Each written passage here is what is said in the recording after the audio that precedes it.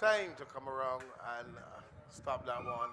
Again, some runs gifted by the Royal Virgin Islands Police side, and that one just hit his hand and went away into the boundary for four. So the Grenadians continue to score and score quite easily.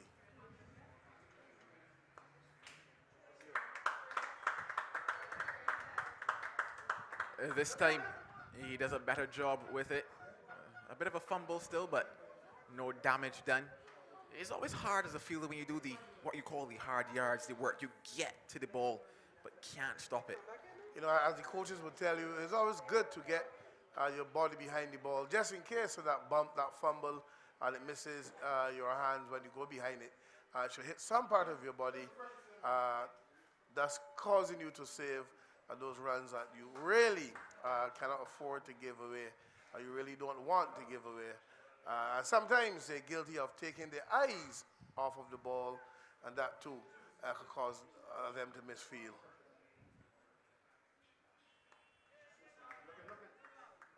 They look for it, can't get it.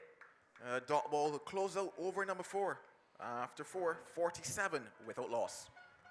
That's a good start here by the Grenada Police Force. They're looking pretty well, they're running well, they get in the boundaries.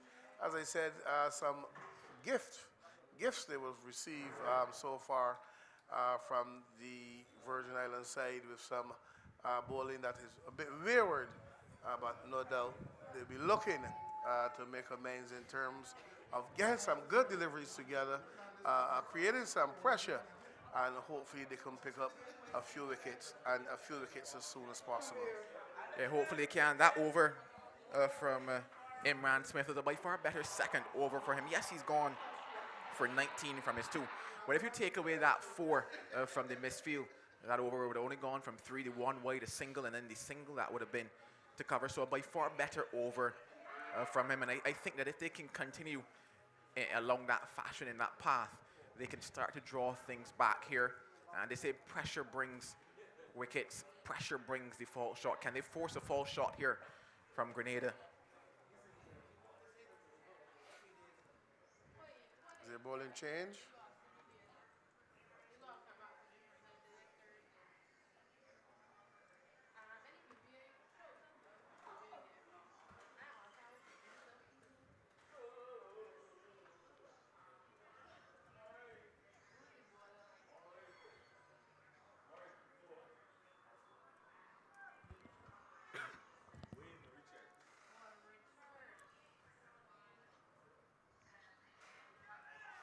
A change of bowling from that road end.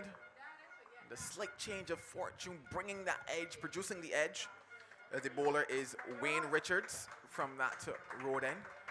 Had there been a slip, it would have been a comfortable catch. That's good catchable height for the slip fielder. Nevertheless, they're at this stage operating without one. They got 2 for that in the dark, as they would say, but nevertheless, 2 runs to the score. You always wonder in a shorter format how important those traditional positions like slip are, especially in the early overs.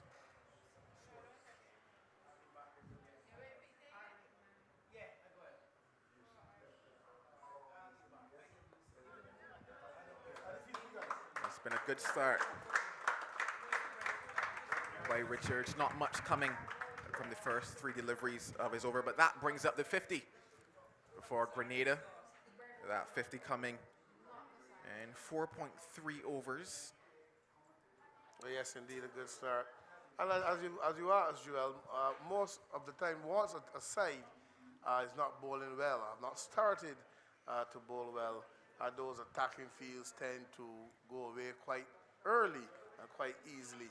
Whereas if you were indeed on top in terms of the bowling, you could have set yours attacking fields.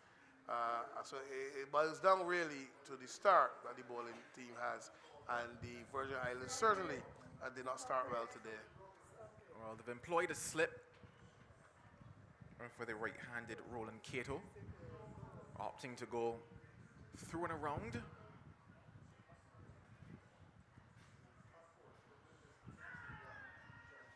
And once again answering questions, causing a few problems. So we've seen from the last over and into this one, BVA have started to, I guess, bowl a lot more of the deliveries that they would want to bowl this morning.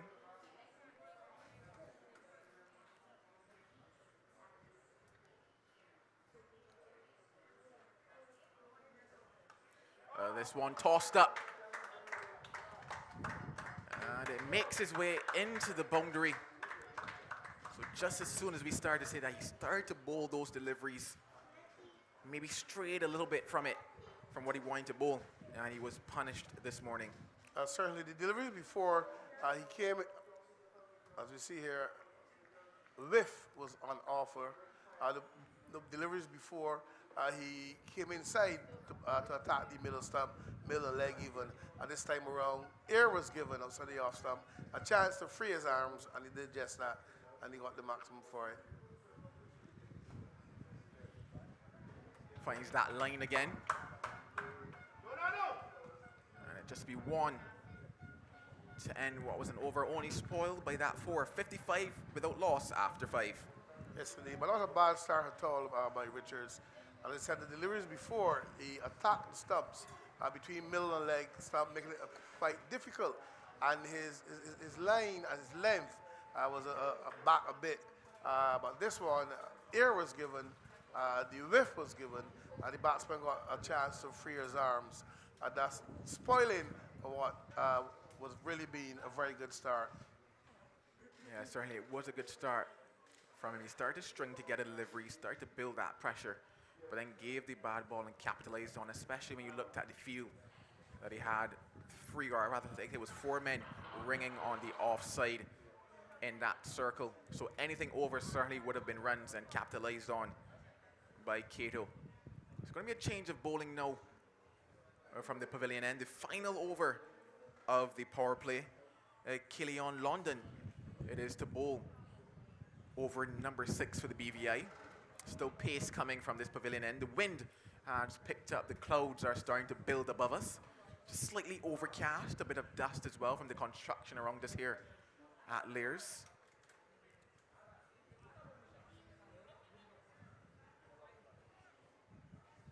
Beautiful scenes of the action this morning. Those trees in the background blowing.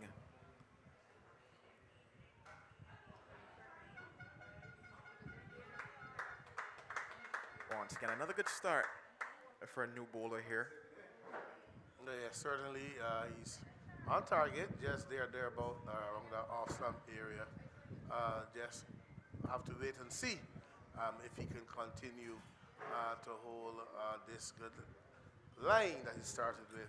But early days yet for Kelly on London. Just looking to get that field right. A bit of adjustments being done. Probably might want to consider dropping the man back to the cover boundary. In fact, they do that right about now. So there's a man at long off, a man at cover. And he's being asked to go around now to what is an extra cover position. So a cover and extra cover, a man at point, a man sweeping on the cover boundary.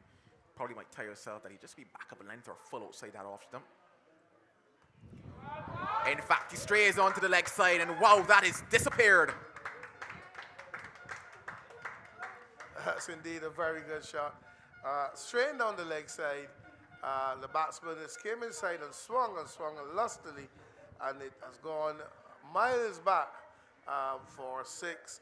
So the left-right combination maybe could be the reason why he stayed on that particular line, and nevertheless was accepted gleefully by the Grenadian batsman Cato, and he swung that for a lusty 6. And it's gone down there where the guys are doing the construction. That's a good hit. Fantastic hit. You said near the construction. It's gone into the construction and probably dropped into a pile of cement somewhere down there. Construction workers in problems. But the only people not in problems right now, Grenada Police 4, 61 without loss. 5.2 overs have been bowled. I mentioned the fact that they got up to 61 for 1 yesterday in their 6.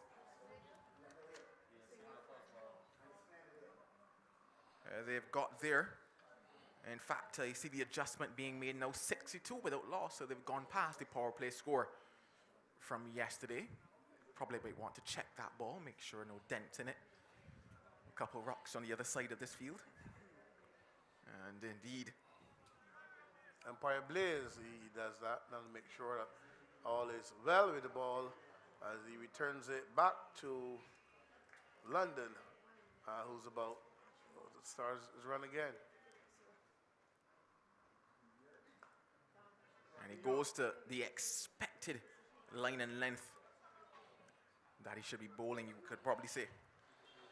Yeah, based on the field, with this, the fielder on the cover boundary, sweeping obviously, point at his mid-on, mid-off, cover, extra cover will suggest just there or thereabouts outside the off stump is where he might want to be.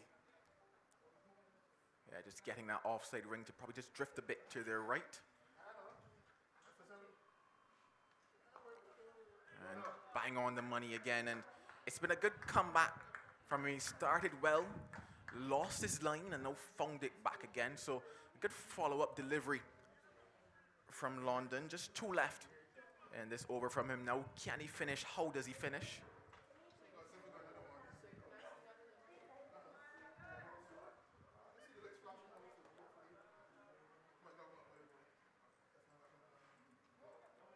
Just a little bit too wide on that occasion, but you would have to think that he's still just generally in the right channel bowling to Jeremiah. Yes, certainly. He made the adjustment quite quickly, making sure that he moved from that leg side line and is on top of the off stump for the left-hander.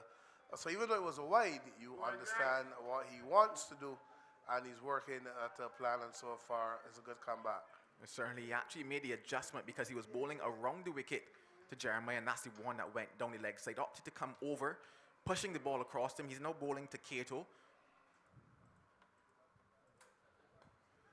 Cato has a swing, and the connection is good enough. Another boundary to the total, takes it up now to 68 without loss.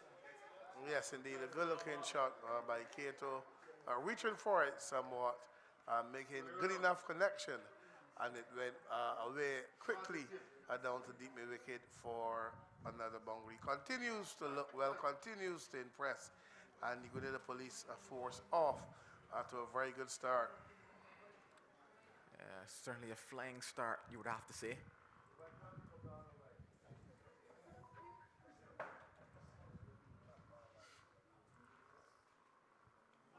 Tries to get cute, gets nothing though.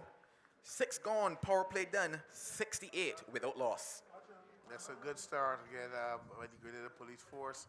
This pair batting really, really well together, and seems to be a very good unit. One of the teams that you obviously will have to watch in this regional police T20 tournament. Certainly looks a good unit, and so far this pair are batting really well together. Yeah, batting quite well. Indeed.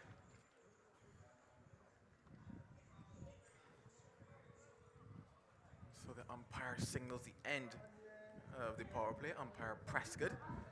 It's going to be Wayne Richards to bowl his second. In terms of opening partnerships, is I believe the second best for Grenada. They got to 107 without loss versus Barbados. 68 without loss here today. A lovely Thursday morning in Barbados. The breeze is with us. A couple more spectators have come to join the action. If you're now joining us online, British Virgin Islands, they won the toss this morning and opted to field first. Since then, though, things have drifted in the direction of Grenada.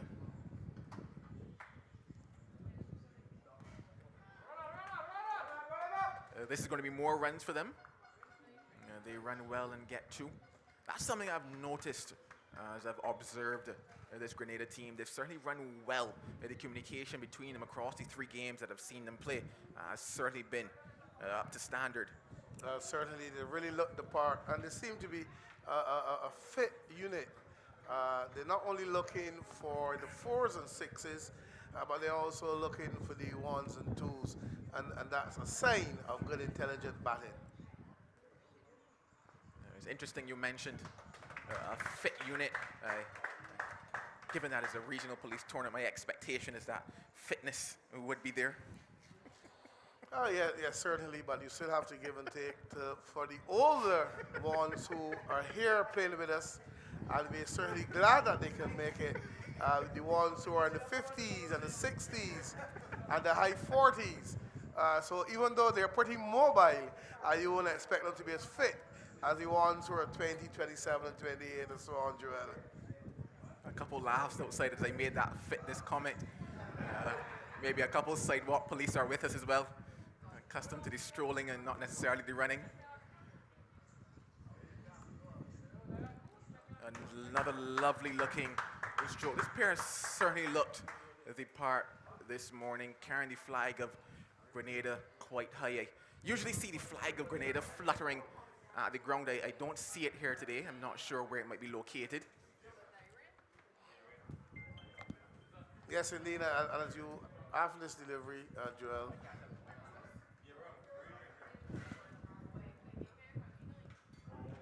A bit of rain has joined us here. As I mentioned, the overcast conditions a little earlier, the clouds just setting upon us, but doesn't look like anything too threatening. The wind is high, so it should blow across. as you mentioned, the older guys, Joel, to mine, it comes back to Pearson Best, who played yesterday, who is up in age, and he batted really well for, I think, 30 odd. But though he's one of the older guys who looks good so far in this tournament. Once again, some good running by this pair. A lot of groundwork needing to be done on that particular occasion from the British Virgin Islands, but doing it quite well on the boundary. Been one or two misfields from them, but by and large, they've been relatively decent this morning in the field. Haven't picked up the wickets just yet. Still in hunt of their first as the wind is picked up in gusto here at Lears. The banners are fluttering. I wonder who the banners are supporting this morning.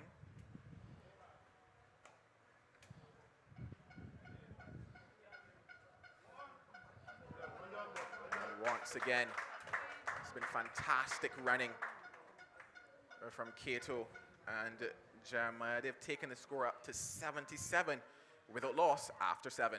Good indeed, some good aggressive running by these two. They run in the first one hard, as you're always told to do, looking for any possibility of getting the second.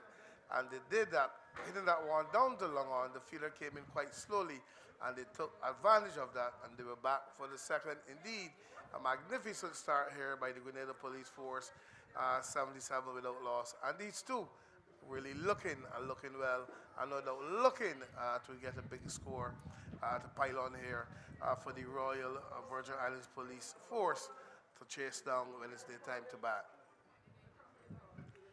With this kind of start, no wickets down, a lot of runs on the board. What should be the approach here now of Grenada as they head in now to what we consider to be those middle overs in a T20 competition? You set your field back, give away the single, try as best and not to give away the boundary, and try from here onward to be as accurate as possible in terms of your bowling. You have the luxury of setting your field back, let them hit the ones, hit the twos, and make sure the boundaries are minimal. Otherwise, you can face a massive score here when it's their turn to bat. You mentioned those field restrictions being lifted. 5 men outside for BVI at the moment.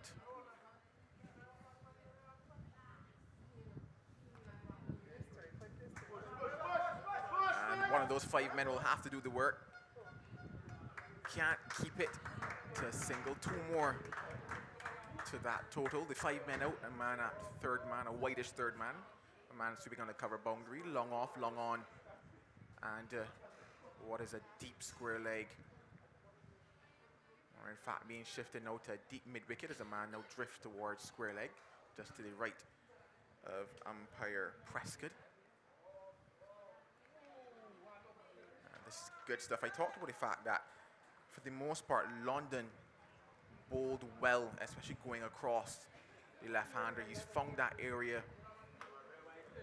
Again, he has the field set for it. Probably if they could get one or two dot balls behind this, force a fault shot from Jeremiah in pursuit of runs.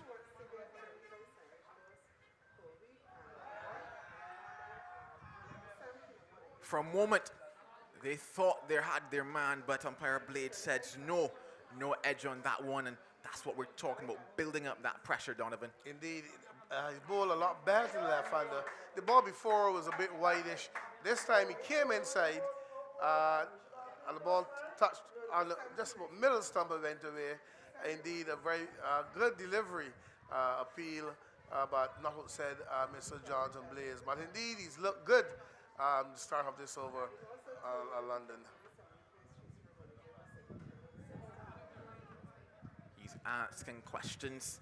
He's stringing balls together. And BVI are in the hunt for what will be their first wicket. Jeremiah's down. That one getting him on the flesh. I believe the inner thigh. No padding for him there, so that's certainly going to hurt.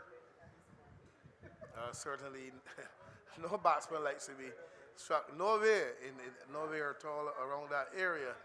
It's always very, very painful, but he's a warrior. No doubt he's going to be up shortly, looking to do battle as the physio and teammate goes out to make sure that he's okay. He said, yes, shook his head in the affirmative, I'm okay, and he's ready to do battle again. But indeed, a very good over thus far by London.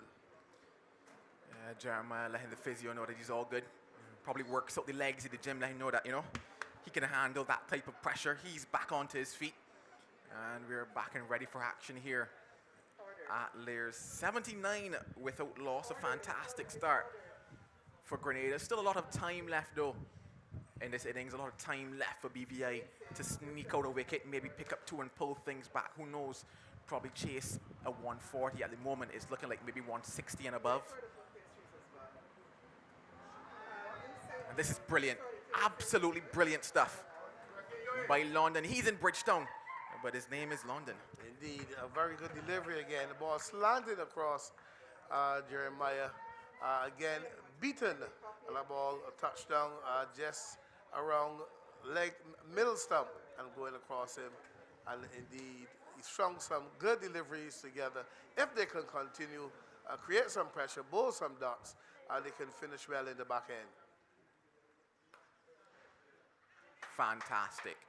An absolutely brilliant over by Killian London. Just 3 runs from it. Yes, 80 without loss. Indeed, a very good over from London. But the fielders who are feeling short cover extra cover with a sweeper on the boundary. You could afford to be a little tighter, saving those quick singles because the Grenadians are looking for every possible run. Yeah, this pair is on the hunt for runs. They're getting the boundaries, they're working the ones and twos, keeping the score ticking along. We're into that driving phase here, those middle overs of the innings, the one where teams either look to apply that pressure or teams that have a good start look to apply pressure in the opposite end. Grenada currently in the driver's seat, hand breakdown and going down the hill. 80 without loss after 8. Going to be a change of bowling from the road end. It's going to be Bisoon Shilshand. Hope I'm pronouncing that correctly. Bisoon Shilshand. Oh, in fact, Shilshand won't be bowling, so I didn't need to butcher my tongue on that particular occasion. Wayne Richards, he's going to be back into the attack.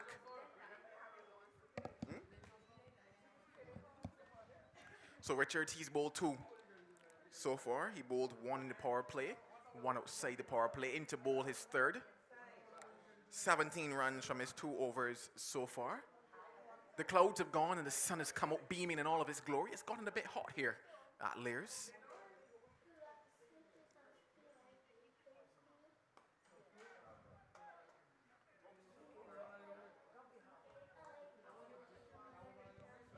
And once again, that running, that good running continues. Yeah, the fielder on the boundary just doing a bit of rotation of the shoulder You always wonder if you have the right man on the boundary when he's doing something like that.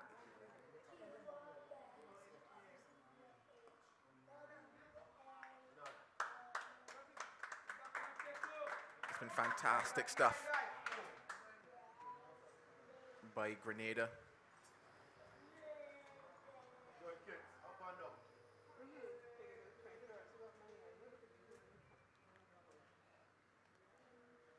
In search of wickets still. BVI, who can they turn to pick up one? Who has the magic arm for them? Will it be Wayne Richards? Oh my days. Looked a good shot. Deserved 4, shouldn't have been 4. But another misfield allows it to go through. Certainly that one struck beautifully, but straight to the fielder on the cover boundary, who made a mess of it really, and gifting 4 runs away. Yeah, he got his body behind it, but he left the front door open. And that ball made its way through and is now sitting on the front coach. Not the best of scenes, you would have to say, on a replay. Always remember, Donovan, lock your front door. It's important.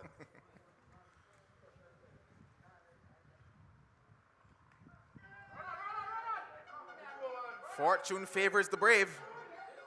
And the brave is K2.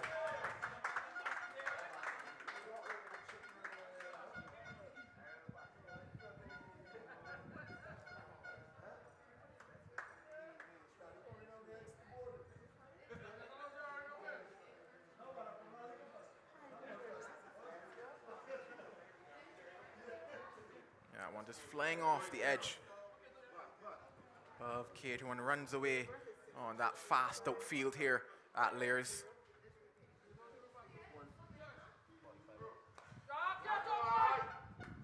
That is a massive one. It's gone. It sailed for 6. That's indeed a magnificent shot. That one, given some air, he got close to it, and he swung it over mid-wicket for a magnificent hit. And they're simply on fire here at the Grenada Police Service. 97 without loss, and really motoring ahead. And the Virgin Island Police Force can't seem to find an answer, and they don't know where to get their first wicket from, and they can't stem the flow of runs. Certainly unable to peg things back even in these middle overs. BVI.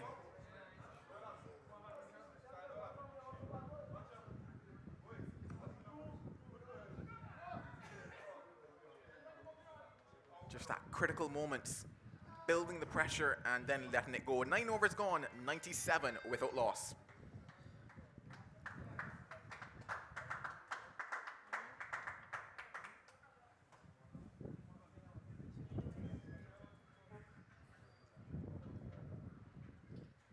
Almost at the halfway stage of this innings.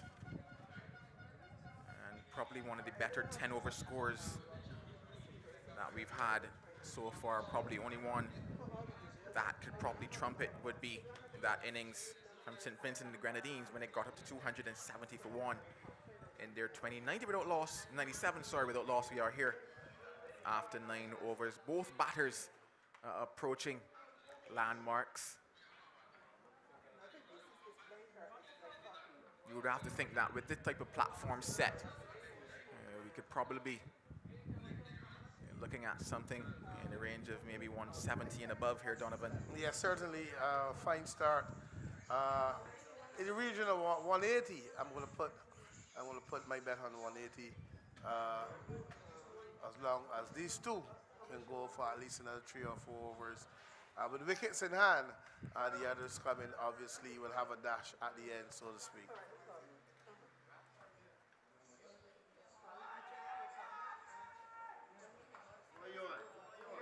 London continues to ask questions. He was on the mark in his second over the 1 before this, especially to Jeremiah. Jeremiah able to get off strike. Now a leg by, but a rotation of strike, and Cato will now face.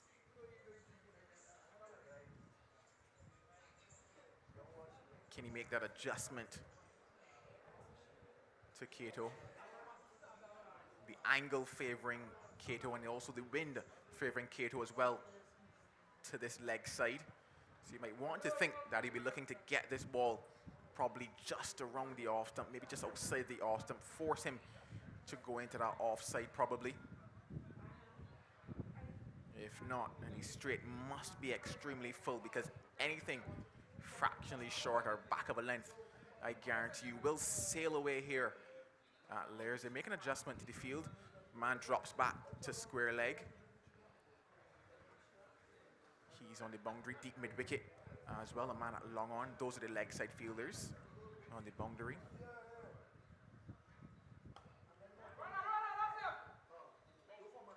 Falls well inside of the man at long off. For a moment, they probably thought they had a chance there. Yes, indeed. But indeed, this is good bowling. With the field you have set, there's a man at third man, there's a man at point, cover, and a sweeper on the boundary along with the offside field, a man at long off. So if he can bowl just outside the off stump for the right-hander, these players will come into play with any aggressive shots being played. But if he strays between middle leg or tall, I'm telling you, it's going to disappear. It's going to go pretty far.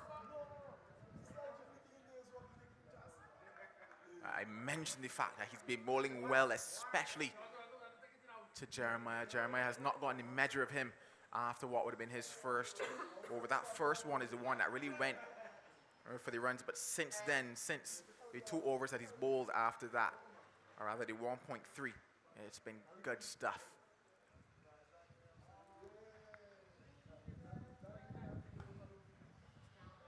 Following it up as well, doing exactly what the skipper would want of him. Certainly good stuff. And he's able to make the adjustment from the right-handed batter to the left-handed batter beautifully. And he's in a very good spell, and indeed causing some concern for Jeremiah.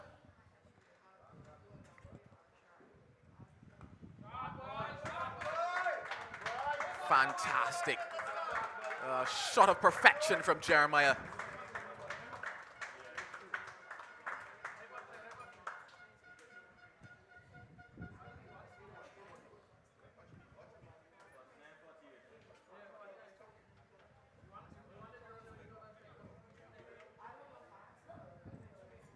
That's a bit too much whiff on this occasion. Jeremiah getting a chance to free his arms. What that also does is bring up the 100 for Grenada. 103 without loss they are.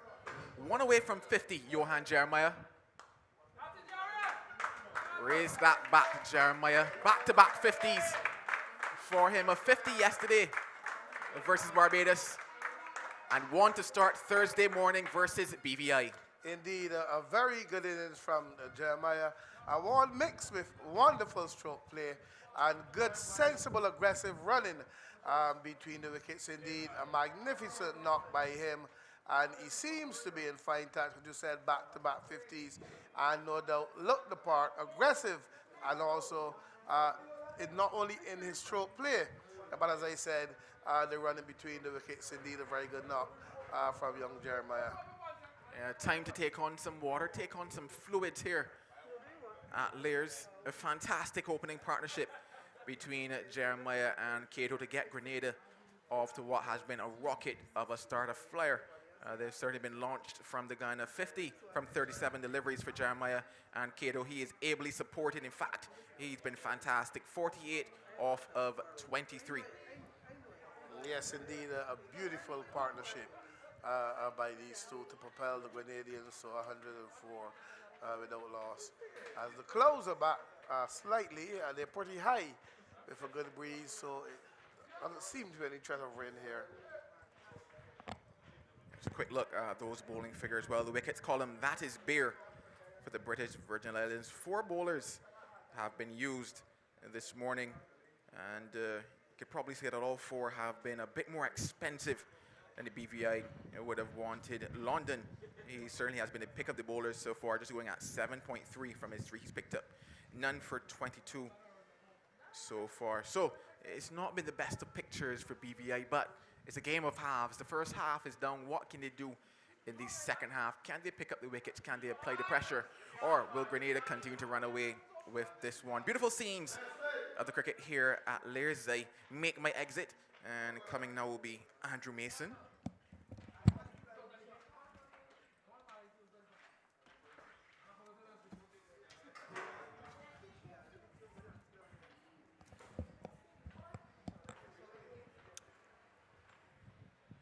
Thank you, Joe. And what a performance from the Grenada Police Force. And a force in this competition, based on what we've seen so far, they've really been dominant. Very impressive performance against Barbados. And certainly one of the favorites to go on to possibly win this. Of course, you've got St. Vincent and the Grenadines Police Force, your team. Oh, yes, I'm very impressed with those guys. Very, very impressed. So you're backing them to win the championship? I'm just saying I'm very impressed with them. They look good all around. Can I ask the question again? Certainly. You're backing them to win the championship? I'm backing the team who wins the championship. What an answer. But they certainly look do good. look good They look good. as a unit. Okay, so based on what you've seen so far, you expect Grenada, Barbados, Trinidad and Tobago, and St. Vincent to get into the semifinals. That's my four. That's Right. my four. All right, and of course the semifinals are scheduled for Saturday, the big final on Easter Monday, so we're looking forward to that. But it has been a competition so far of good cricket. There's no doubt about that. Clearly there's a difference in terms of the teams, but I think generally we've seen impressive performances from Grenada. We've seen that from St. Vincent, and of course, to a lesser extent, Barbados. They've, I think, got some work to do, but of course, those responsible would go behind the scenes and, of course, decide on strategy, construct of the lineup in terms of the batting, the bowling. They've got an important match, which we will be streaming, of course, at 2 o'clock right here at Lears, a lovely ground. In fact, I was speaking to the noted journalist Ezra Stewart a couple of days ago, and he said that, you know, Lears is a venue that you should really use a lot more, and I certainly agree. You know, you're free of the traffic, plenty of parking, and that country atmosphere that you're getting. It's not deep in rural Barbados. In fact, you're in St. Michael, but generally I would say with a lovely set of trees for shade, that this is a venue that I enjoy quite a bit, being here at Lears. You like Lears? Certainly a very, very good facility. And a good pitch. Oh, beautiful pitch. It offers something for both batter and bowler. So Sulcan to continue the attack. And this has been a very impressive performance.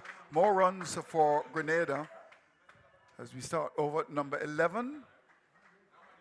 Jeremy has certainly made a statement with his batting, and Cato. Of course, Roland Cato would have played for the Windwards. And the thing about this competition is that we've seen teams having players that would have represented the Windwards and their various countries. And hence the strength of a St. Vincent or Grenada.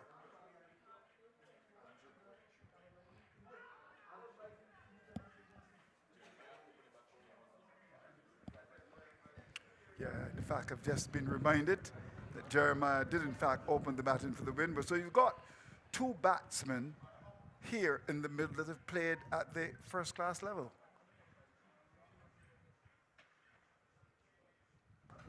And you can see, based on that poor delivery, why he's played first class cricket. That's gone. Poor delivery and put away.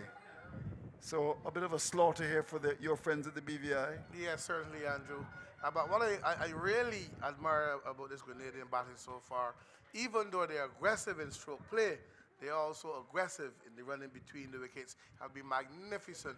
Not only fours and sixes, but also getting the ones and twos. I think intelligent batting. I think that's also as a result of fitness. You know, you got to be able to be fit in order to run singles, and I suppose we can tell some of the West Indian cricketers that as well.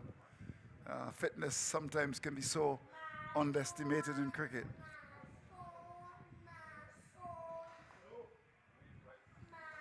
News flash, there's a dot ball coming. That will make primetime news at 12 o'clock. That the BVI bowled a ball that a run wasn't scored.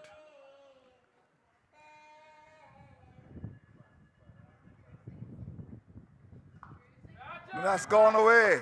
Traffic could be in trouble. Oh, it barely missed that wonderful white car in the distance there. Well, well, well, hit with tremendous power over wide long on. And really, I think you need to call the fire truck here, really. It's a situation where the police force of Grenada, they're really manhandling the BVI here. They've rushed to 118 without loss. And with vigilance, I would imagine, of making well over 250 here. Look at that. I mean, full toss, like those wonderful Julie mangoes you get in St. Vincent and the Grenadines. You still get some in Barbados as well. In fact, it's getting close to mango season. Is it mango season in your country at the moment? Good old mango season, yes. Love those Julie mangoes. You're a mango man? Not really, Andrew. Okay, so the answer is no. No. All right. How can you not be a mango man? A fellow says, I don't understand. Yes. There he goes again. Paw. Through extra cover.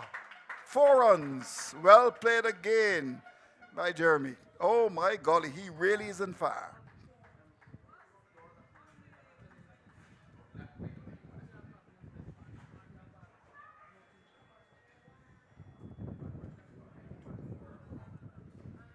Very gentle indeed. And wide the off stump and hitting it through extra cover. That's gone for 4. Tremendous cricket indeed. So we've got a situation where 11 gone. Grenada Police Force are 122 without loss and firing.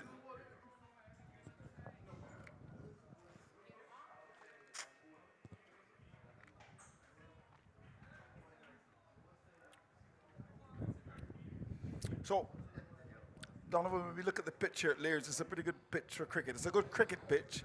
It offers something for the bowlers, true, and if you can bat, you can make runs. Certainly, as I said before, good even bounce, and that's the important thing. You bend your back as the pacer, you're going to get something from it, but you can bat on it. If you're one who can hook and pull as well, it's easier, but indeed, it's an absolute wonderful pitch here at Lears. Yeah, I think it's credit to Mr. Newsom, who is the curator. They don't call them groundsmen anymore, you know. In fact, it's like a health inspector. They call them the environmental officers nowadays.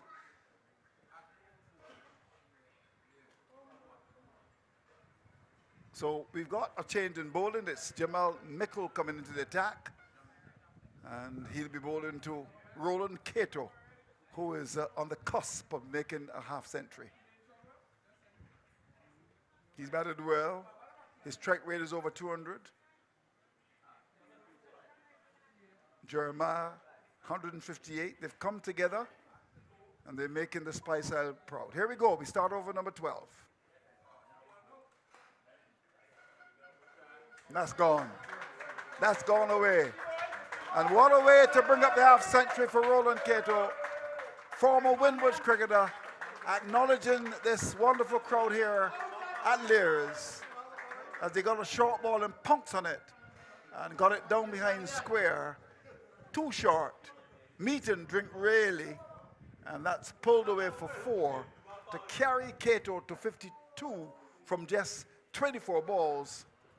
Some 8 4s and 2 6s. Had a very healthy strike rate of 216. Congratulations. Indeed, a very good knock for young Cato. From the time he came to the crease, he suggested that he was here to get a good score. He started really well. Shots all around.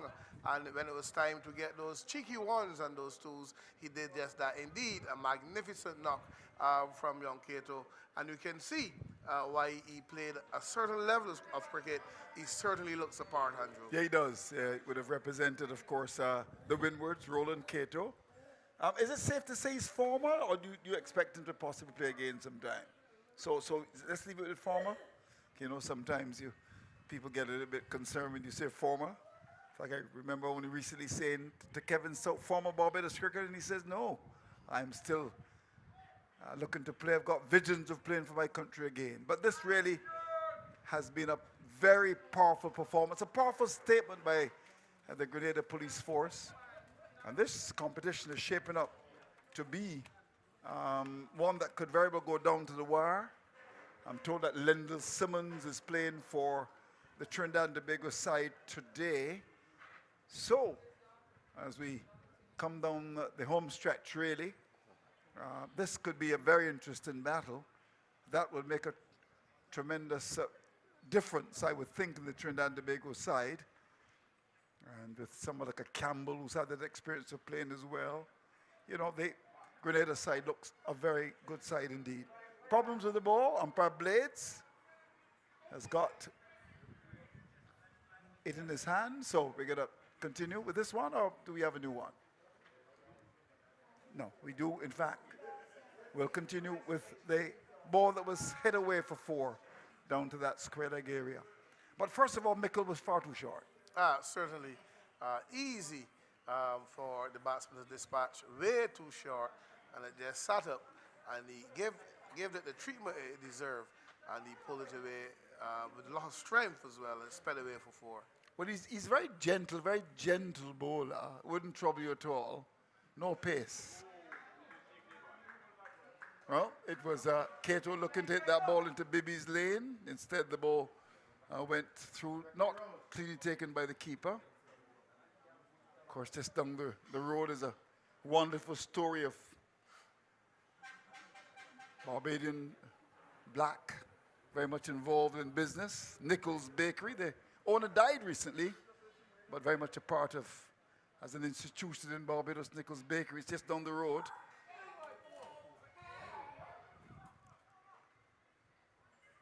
And actually yesterday, one was struck very hard indeed. Of course, we're in St. Michael, but if you travel, I would imagine another, half a mile or so, you're in St. Thomas.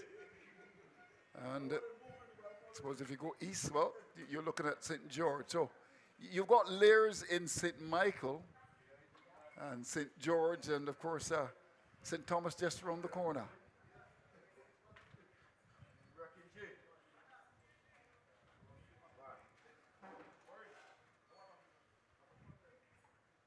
So we want to welcome all of the viewers across the world, taking in some of the action. Oh my golly. Is there a chance for a catch? Catch taken brilliantly. Absolutely well taken indeed. Keeping his eyes on the ball. Moving, I would suggest, a good 10-15 meters to the route. And pouching the catch. That's a magnificent catch taken. And finally something happened for the BVI. It was in the air for quite a long time, and that was a very good catch indeed taken.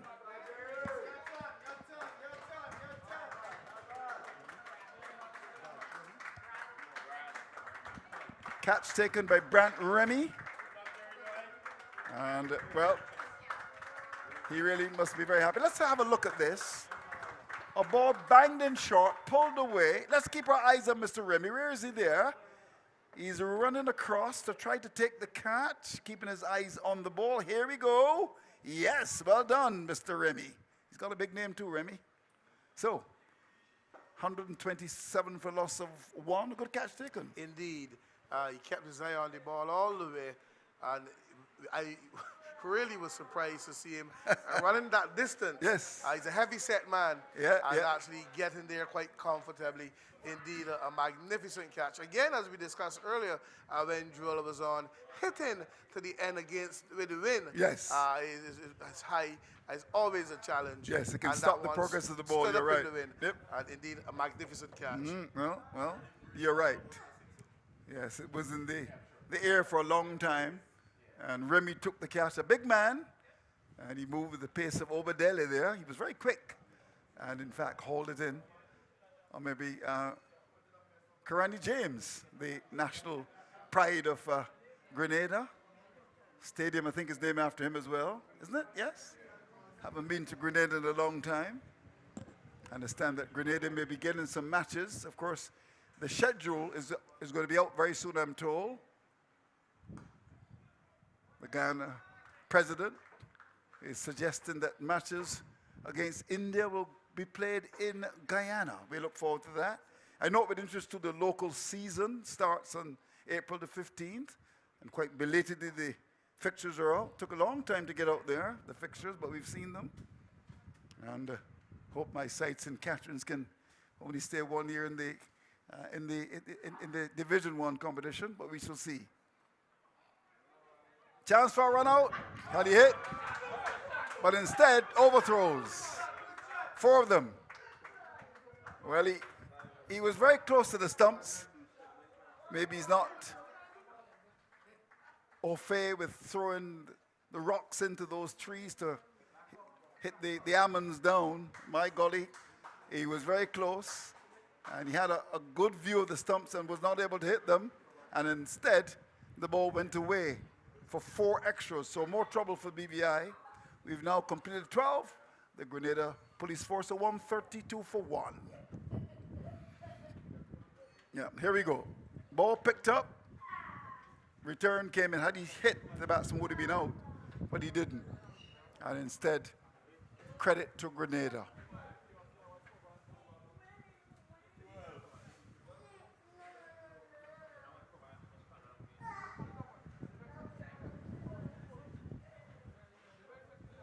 Told that the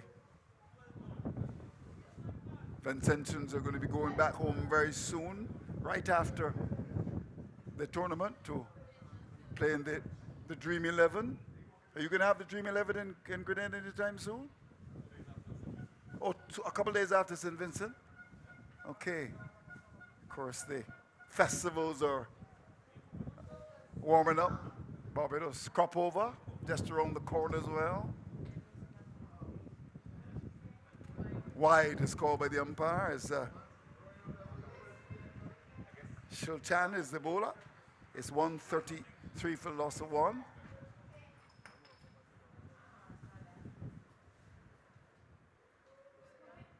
Your carnival is in around July and in August, just around the same time as Barbados. So you're going to have, of course, the Antigua Carnival. We've already had the Trinidad Carnival. That's always at the beginning of the year. Barbados, what, July, August? And Spice Mass, is it called? Is it Spice Mass? Yeah, Spice Mass, of course. That is going to be in August. So you may have a new Prime Minister dance in the streets as well, but he's also Mitchell.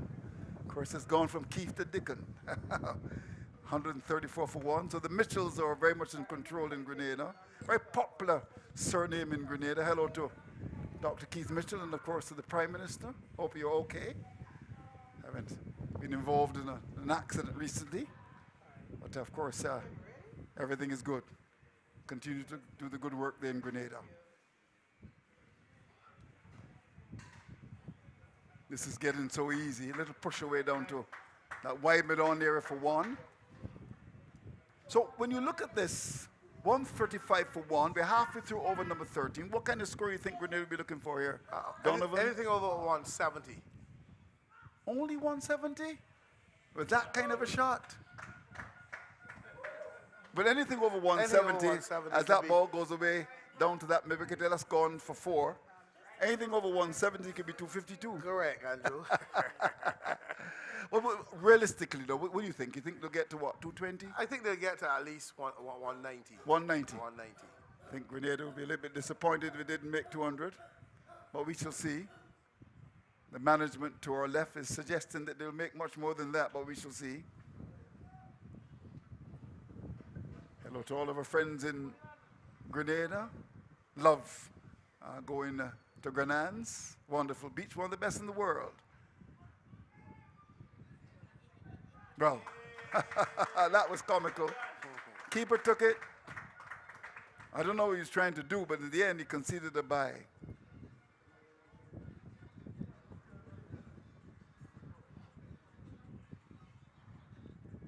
Also note with interest that on the 15 competition, the Rising Stars continuing in Antigua.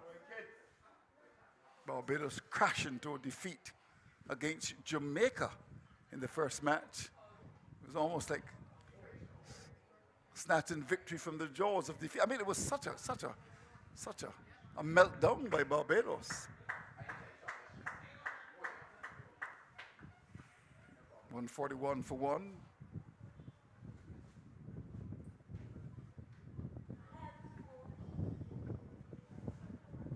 So 13 overs are gone now. Regis has just come to the crease. He's got 10 Catos and 15.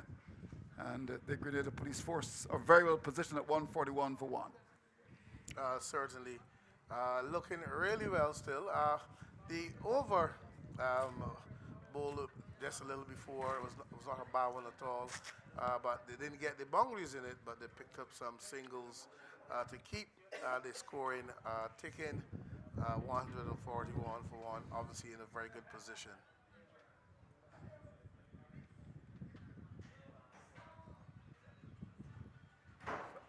Just check my WhatsApp message, and I'm getting a greeting from a good friend of mine in Grenada's. Said that he's actually locked on to the stream and wishing his side well. But when you look at that card, I mean, no one really has done anything spectacular. Batson 2 for 28, expensive. But Richard, look at that, 3 for 34. London's 3 costs 22. So still time to continue. He's got a bowl to Cato, who's firmly entrenched here.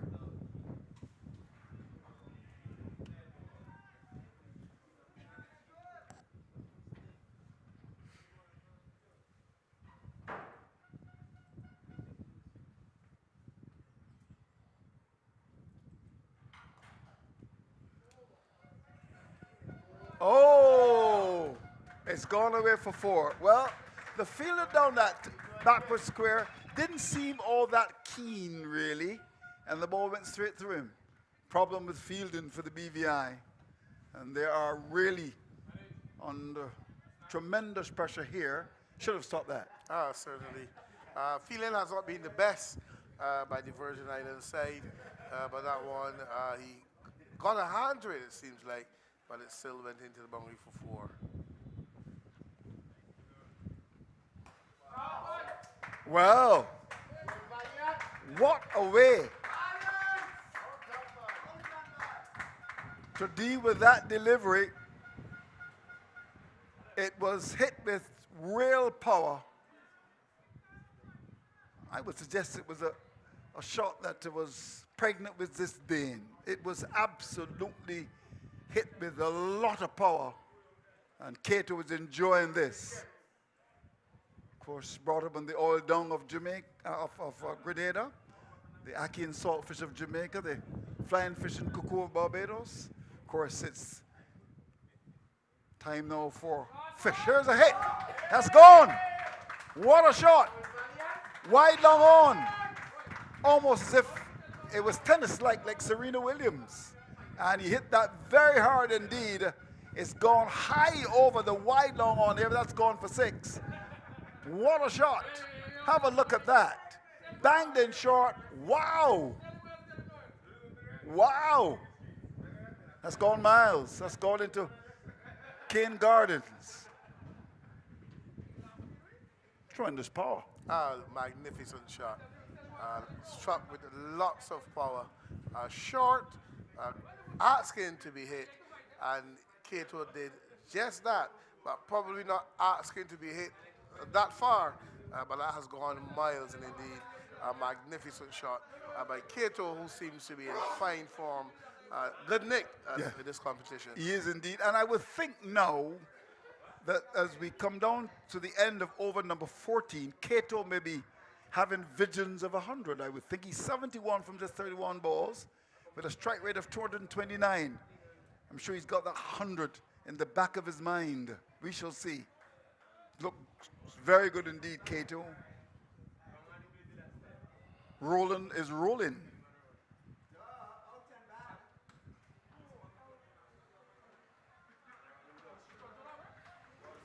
But the BVI bowling looks all over the place like a calypsone we've got in Barbados called Punka. This really is, it's not going to trouble you at all. And even at your tender age of 70 or so, Donovan, you'll hit this ball in a round. Stop speeding, Andrew. 70, come on. You're not quite 70. Come on. Okay, fair enough. I got it wrong, not for the first time. But he went after that again. No need to do that, Mr. Cato. Play with a straight bat, drive the ball down to long off and get a single. No need to go cross-batted. The length wasn't quite there for that. You wouldn't want to throw it away down, Mr. Cato.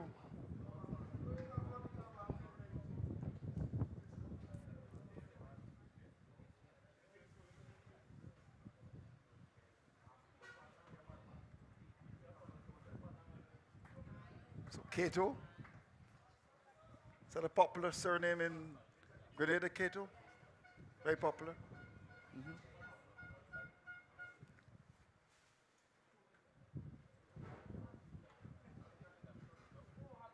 It's gone past the keeper. It'll go all the way. Wides. Called by the umpire Blades, who's had the honor of doing first class cricket as well.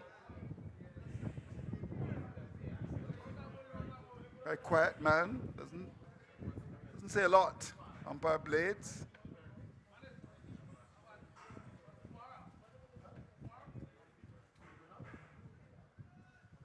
Well, that was very wide. I mean, the keeper didn't have much of a chance in stopping that. So further trouble for the BVI.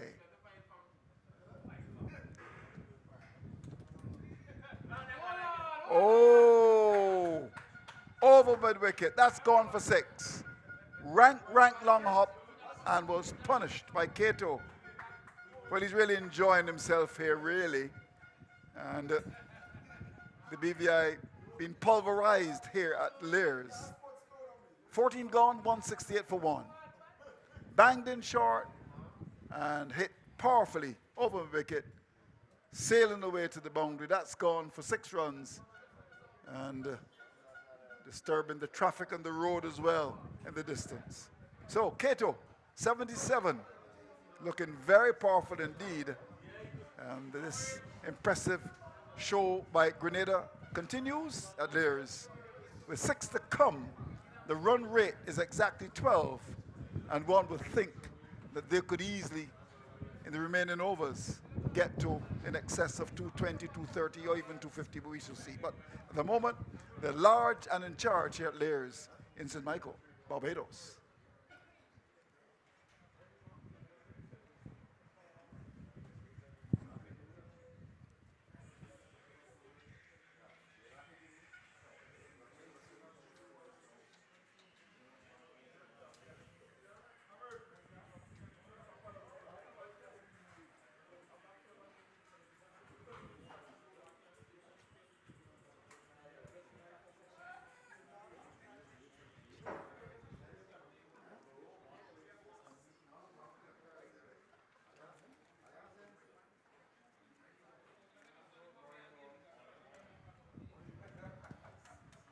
All right, so after tremendous consultation, they decided to bowl Jamal Mickle. So he's going to continue to see what he can do. He's 2 for 37. He's got the wicket, and that might have influenced the captain to continue with him, but he's been very expensive. In fact, he has been the most expensive bowler. And he's also the captain. So he can make that call.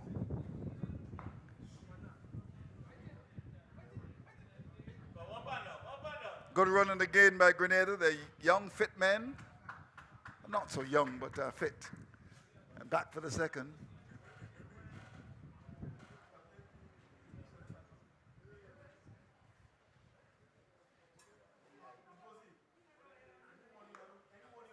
More runs again. Straight mid wicket. Beautiful shot by Regis. He's getting on the party as well. This is his second 4. And Grenada continuing to roll on here.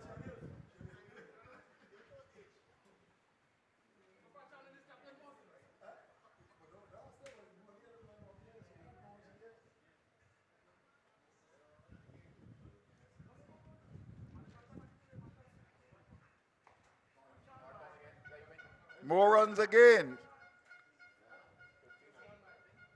Good fielding. Just limited the maximum to 2. sure they'll be looking to score at least 15, even close to 20 runs per over now.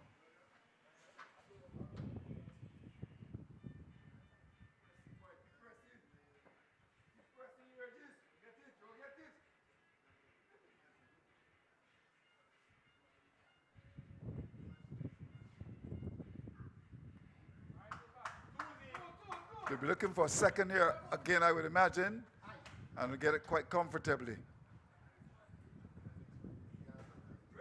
The running has been good. Sometimes teams in T20 tend to underestimate the importance of singles. Someone who said that the West Indies team is a boundary hitting team, but of course sometimes when things get tight, not only when things get tight, you need to, work the singles as much as possible as well.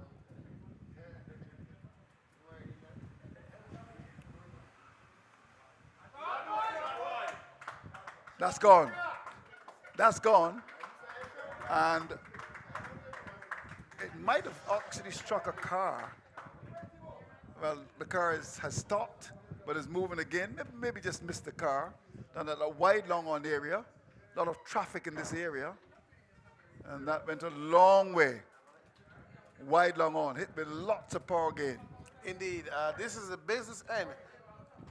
Yeah. See here. He actually walked along the pitch there. Yeah. Oh, my golly. Well, this is the business end of the innings. Where they call it the happy hour. Yep. And as they would say in our local terms, everything must go. And a clearance sale, as we would say here in Barbados, everything must go. I like that one. So they're doing exactly that and making sure they cash in as it's winding down. These two guys who are still looking good, Cato, and the young Regis has joined him and certainly joined the party. Yep, indeed, you're right.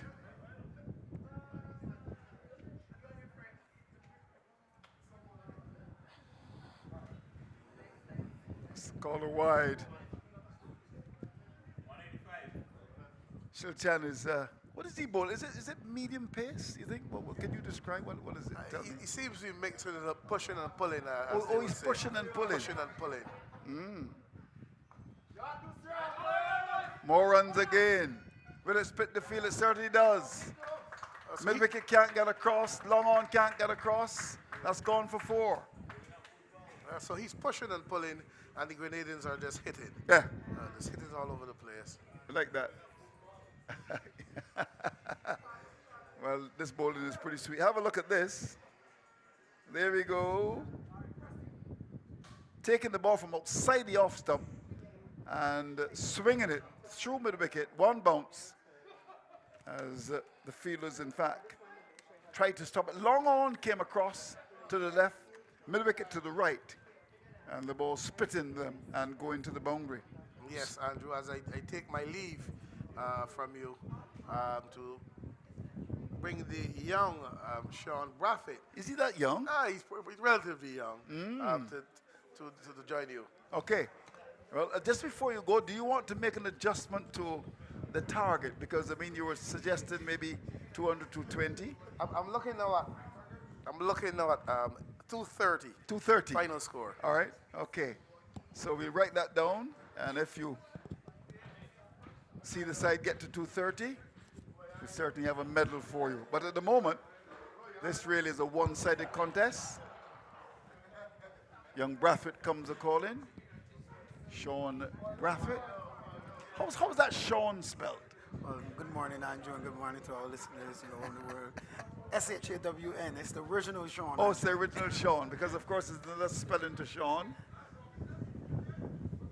All right, a lovely morning, lovely breeze coming from St. Philip, Bayfield, where I was born.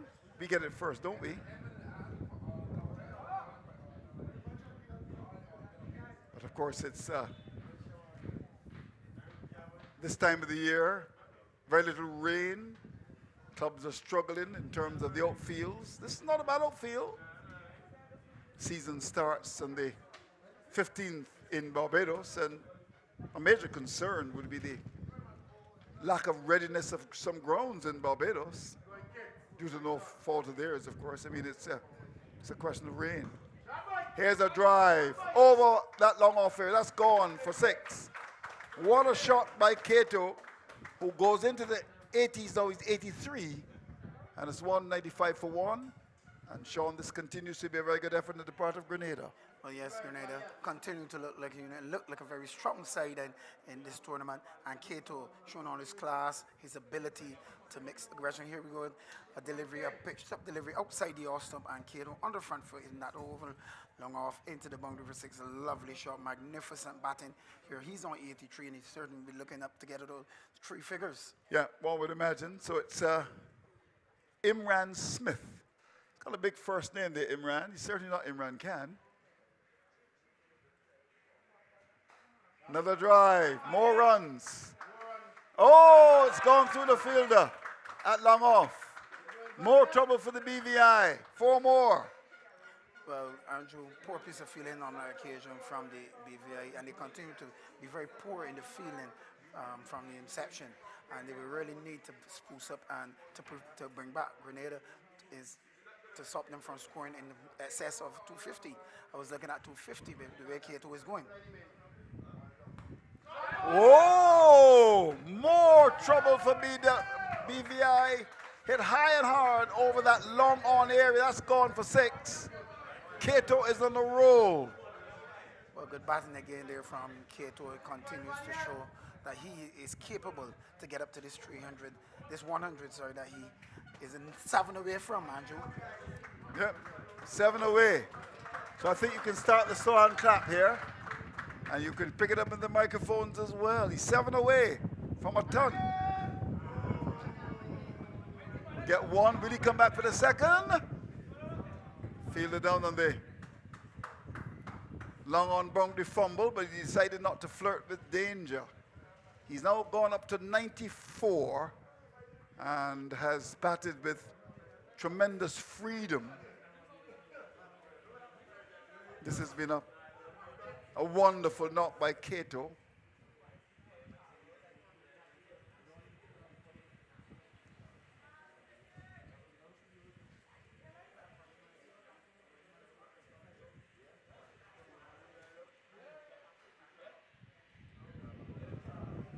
But he gets the strike again.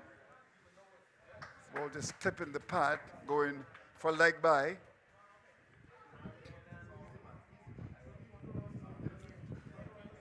So, the over comes to an end, and it's now 207 for one. Attention, of course, turned to Kato, who's on 94, and this represents a very, very good position for the Grenada side. Looking good for the semifinals. Yes, Shane? Grenada continues to look very, very good and very, very composed and look like a strong unit. And you really would have to go with Kato on 94 off some 39 balls. He spent 91 minutes at the crease. He struck 10 fours and 7 sixes, and 7 massive sixes, Andrew. And BVI seems their bowlers not seem to have any bite in them at all. No bite. No bite at all. All bark. It's just like that. All bark, no bite. And Grenadians taking this opportunity to make sure that they post a sizable total on the board. And it will be in excess of 230 for sure. Well, it's going to be Wayne Richards to come into the attack. Another big name, Richards. And he'll see what he can do. He's going to bowl to Regis, who's on 30. As we start over number 17.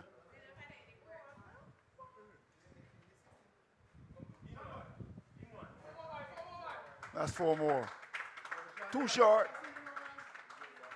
And pulled away through my wicket. That's gone for 4. Well, Andrew, the bowling from the BVI been very wayward today. They bowl short, they bowl wide, wayward. They never had a proper line and length to bowl at the Grenadian batsman. As you see again, a short delivery from the bowler and struck up towards the wide long region into the boundary for 4. And 4 welcome runs pushes the score up to 211 for 1. And Regis, he's on 34, Kato on 94. And Grenada looking to press on here. Yep, you're right. Looking to press on.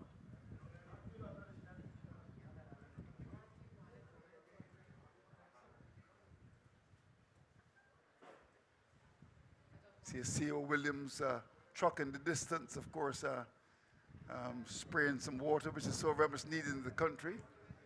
Stand there, some water rows in the country. And that ball has gone very close to the truck that is spraying the water to keep the dust down. Hit powerfully over that long on area. That's gone for 6. This really is almost like child's play here, really. The Grenadians are having fun in the sun at Lears in St. Michael. Well, it's carnage there.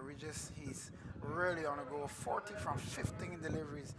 And as you can see here, we're just getting a flighty delivery, and he's putting that one over that wide long on and into the boundary for 6. And certainly he will be looking up to half century, just 10 away from that. More runs, more carnage. As I said earlier, call the fire truck.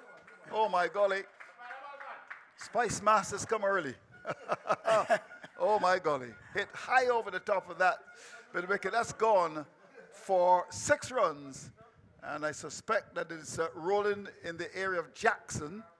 And immediately umpire Blades is calling for a ball. That was hit with a lot of power again. And the Grenadians making a statement in Bridgetown, Barbados, that they've come here to win. And they've done an extremely good job. So umpire Blades in our picture with his brand name shades on as well is going to get a ball from young and a holder. So he's chosen one. His balls have been battered and bruised today.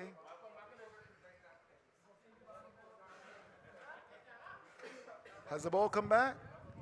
Yes, there's a gentleman went across the road. Got to be careful going across the road with that traffic, but he's been able to find the ball. The plastic bag couldn't find his brother, but that gentleman found the ball. So 223 for the loss of 1. And of course the oil dung is working here in Grenada.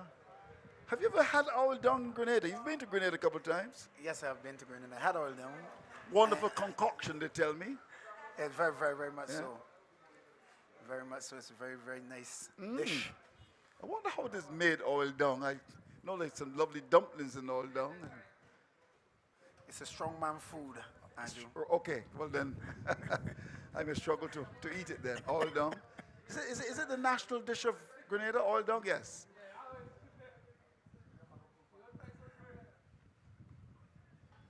Turned away. They look for the second run here. Will they come back for it? Yes, they will. The return comes in, but Regis is fast, and they're back for the second. So he goes up now to, what's he? 48. He's gone up to now. 225 for 1, so some landmarks are coming up. Regis 2 away from his 50, and Cato is 6 away from his 100. Well, interestingly, Cato, a small man, but powerful in his stroke playing. Well, for once, the ball goes by unmolested. It was outside the off stump. There was the batsman going for the big drive, and the keeper didn't take it cleanly. Well, we're just 2 away, Andrew. He'll be certainly looking to come up to this half century, and well deserving one too. It's gone fine. Was there any bat under that? It goes into the boundary, just about. No, let's look. No, wides.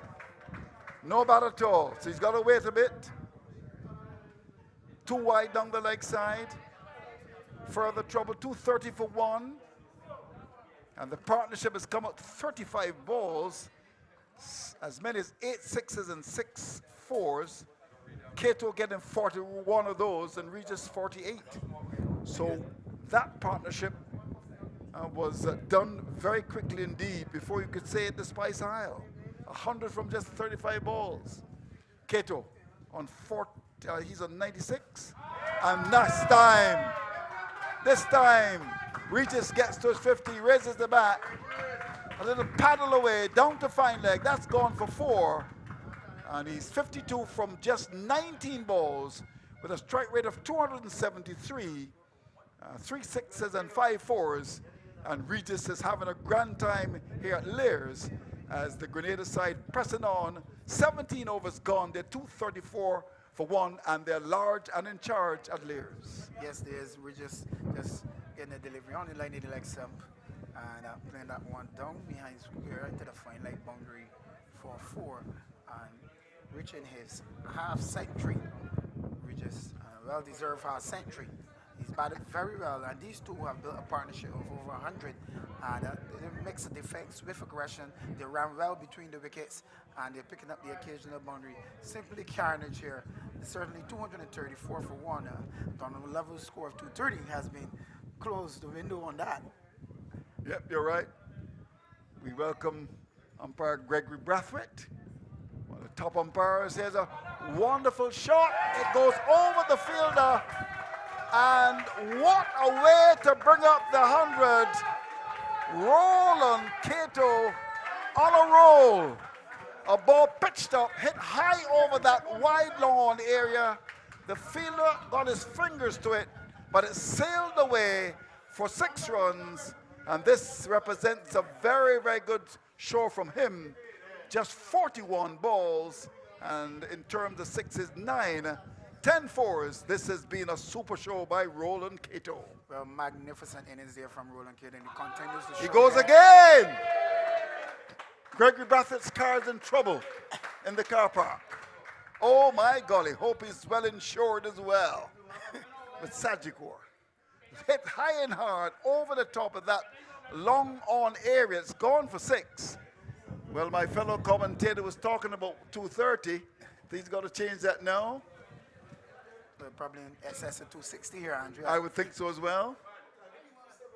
And the Grenadian score is going to have a good old Bajan roti. They call him Santa, Andrew. Santa is his name. Yes, Santa, they call him Santa. I thought he would try and get some oil down. Have you had any oil down since you've been here? Have you found any Grenadians that get oil down? Oh, he's got dumpling in his roti. Oh my golly. Oh my golly. Roti? Never had roti in Grenada, though. Do you have roti in Grenada? Are you sure about that? Okay, fair enough. Gregory Brathwaite has had some roti all over the Caribbean. He's with us. Good to see him. Also good to see some audio on the stream for the under-15 as well.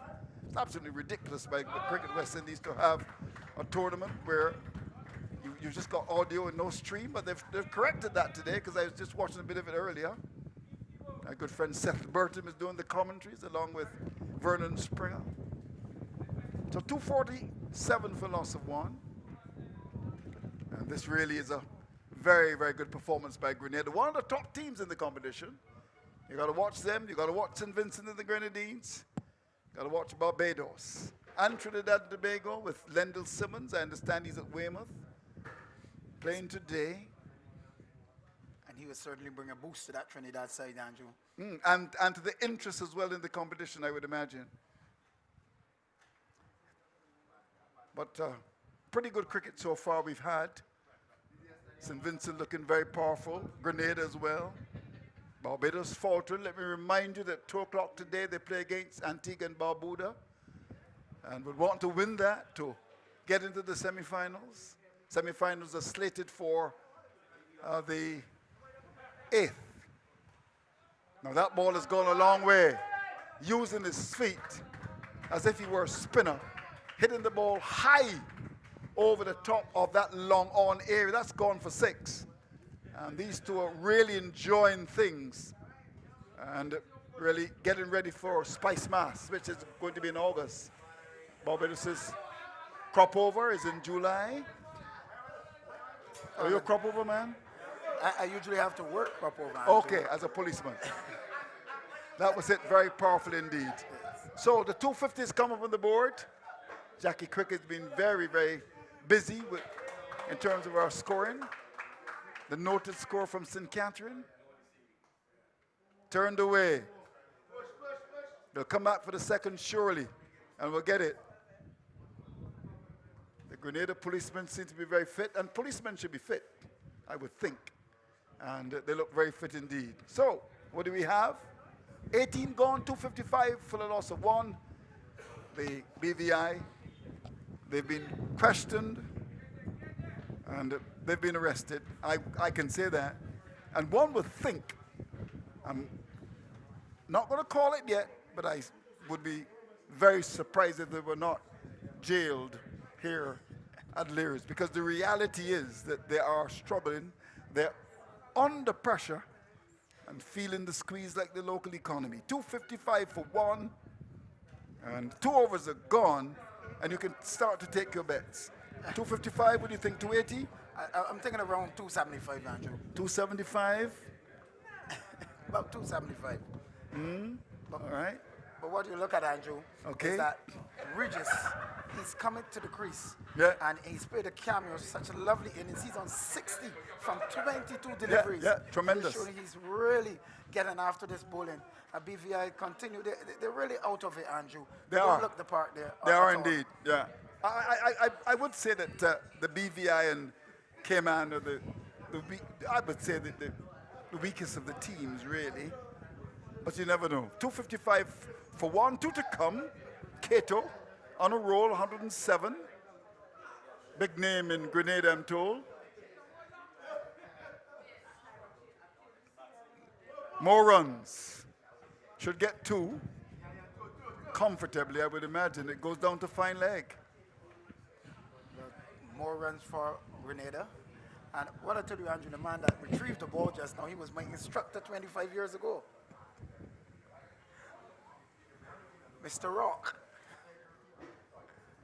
So 257 for 1. We're in over number 19. Being bowled by Batson. And that's gone again. It's 6 runs. There's also a signal, a no ball. So that would be a free hit. A lovely shot there from Cato. They continue to pick up boundaries. Yeah, I mean, when you look at that, hit very powerful indeed, and it's gone for 6 runs. Disturbing the traffic in the distance on the far side of the ground. It was also a signal of no ball. It so was, there yeah. will be a free hit. Free hit. So my 275, Andrew, is looking very small here. As Yeah. Grenada 264 for 1. Yeah, yeah.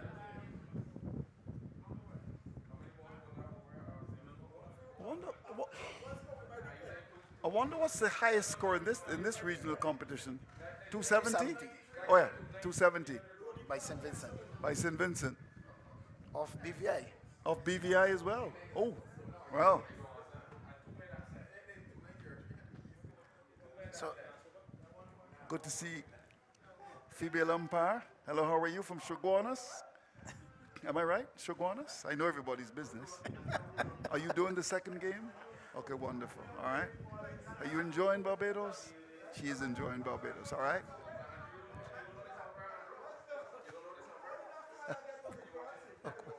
Of course I do. Gregory Brathwaite, one of the senior umpires. you know Gregory Brathwaite was a pacer? Well, not with a lot of pace. Yes, he was a pacer. Yes, I know that.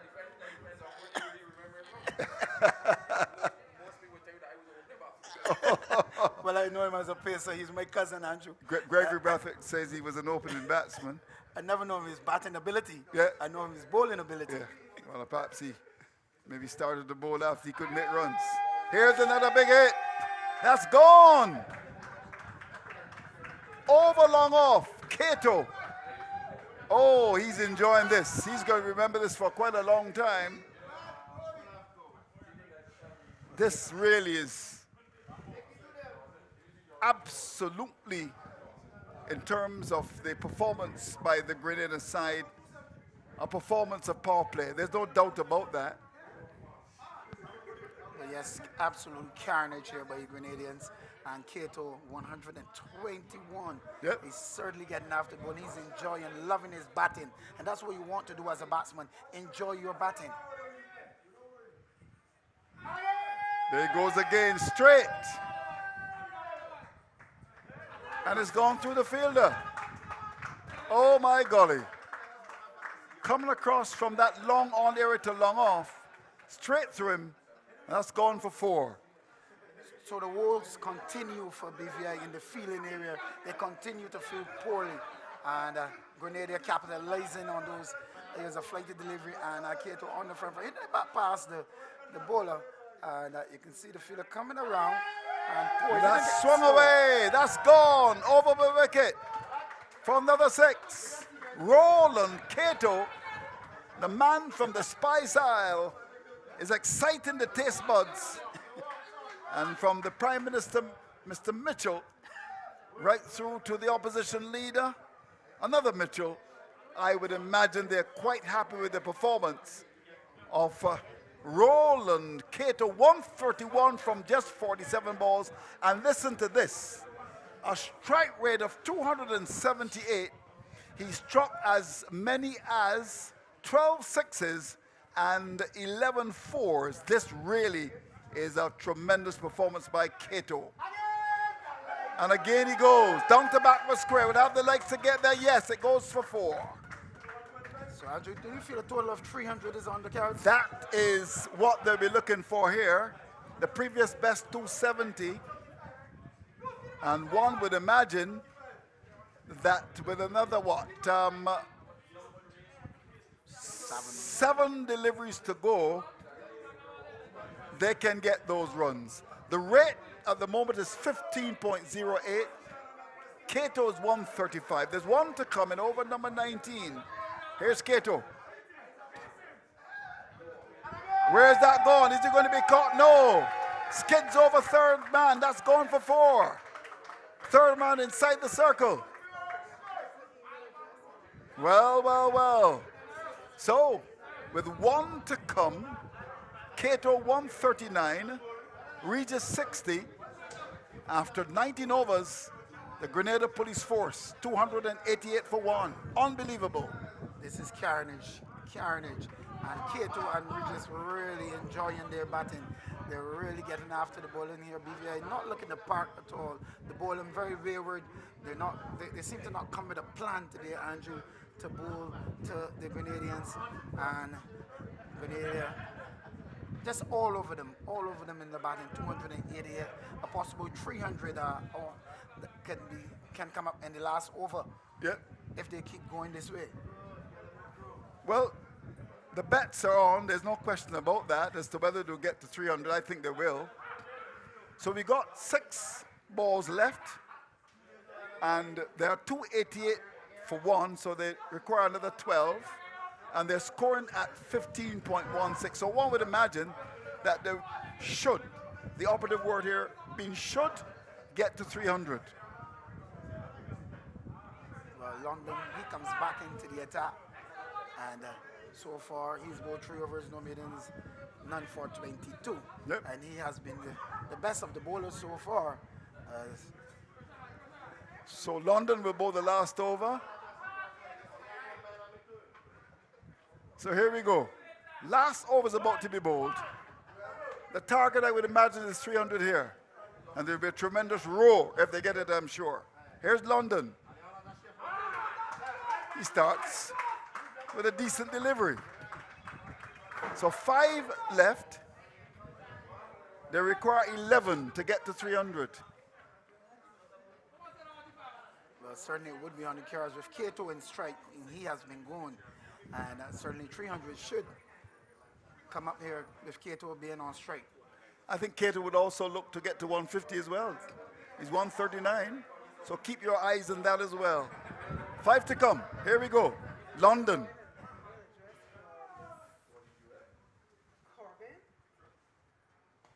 Oh!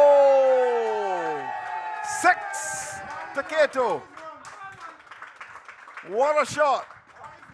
London Bridge is falling down. And London is the bowler. Trouble and more trouble. Well, 295 for 1. Let's keep our eyes on Mr. Cato as well. He's 145. Would love to get to 150, I would imagine. Well, certainly we want to. That was a short delivery from London upside the Ulster man. Cato on the back foot, pulling it over that mid-wicket region into the boundary for 6. And he moves on to 145, just 5 away from that 150 landmark. and Grenada 295. Also needing 5 for 300. Yep, indeed. Showed Cato would want to get to his 150 with a 6. Here's London. Oh! That was bowled with a bit of pace. The pace of Gregory Brathwaite. That was pretty sharp, wasn't it? And actually, Cato was beaten for pace. Yes, that was a delivery upside. You know, something for a bit extra pace on that occasion. And Yeah. Cato looking to cut, but the ball went through to be cleared by keeper. He was beaten for pace there, making that extra effort. Yeah, you're right. London on that occasion. And also a bit of bounce as well. Here we go. Oh, he's bowled him! London can celebrate. Good delivery. Cato looking to swing it out of layers. Has got his stumps disturbed. But what a performance from Roland Cato in the sunshine of layers. 145 from just 52 balls. 130 minutes to the crease as we see the dismissal. His off stump has been disturbed by London, who punches the air in triumph, but the attention is turned to the former Windward's batsman. He raises the bat to the acknowledgement of this crowd here at Lears. This has been a performance worthy of commendation. Brilliant, excellent, superb. Cato 145. In terms of force, he had 13 and as many as 13 sixes with a strike rate of 278. And with 2 to come, Grenada large and in charge at 295 for the loss of 2. Well played, Cato. Well, that's an excellent display of batting from Roland Cato, Andrew. And he really enjoyed his innings here. And well-deserving 100. Unfortunately, he didn't get to that 150 that you would want, but an excellent innings from Cato. Do you think they can still get to 300 with 2 to come? I do think that they can still get to the 300. St. Hilaire is the new batsman. Let's see what happens. Oh, London has not been bad. The keeper doesn't take it cleanly. And is that going to be signaled by? Let's wait an umpire plays. Yes. So, the equation now, 1 ball to bowl, 4 to get. Regis is the batsman, but London does not bowl badly at all. Well, yes, as I told you before, Andrew, he was the pick of the bowlers here today. He's on display, and he really bowled well. And he continued to put the ball in the right areas. He was the one you had to look at. Yep. You describe him as a kind of a stiff kind of bowler, you know, one that is not expressed, but will fizz through quite nicely. So here we go, last ball. Can they get to 300? Let's see. A drive up to long off, 1. They'll get a second. The return comes in, and they get 2. Will they get a third? Will they look to come back for another one? Let's see what happens. They're going to try for it.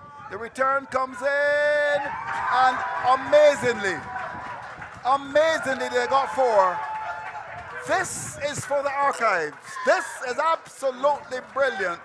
You cannot believe this. It really should have been 1, but it turned out to be 3 extra runs. And from the last ball, Grenada getting those vital 3 runs to reach 300 for 2 with some very aggressive running from the 2 batsmen, St. Hilaire and Regis, with the pace, of course, of a young man called Karani James. And they know about speed, and they were able to make it. But this has been a performance that you'll remember for quite a long time. The Grenada police force showing all the force at Layers in their brilliant sunshine. A performance pregnant with aggression. And this really represents a power show by Grenada. 300 for 2, a rate of exactly 15 as the BVI bowlers were put to the sword.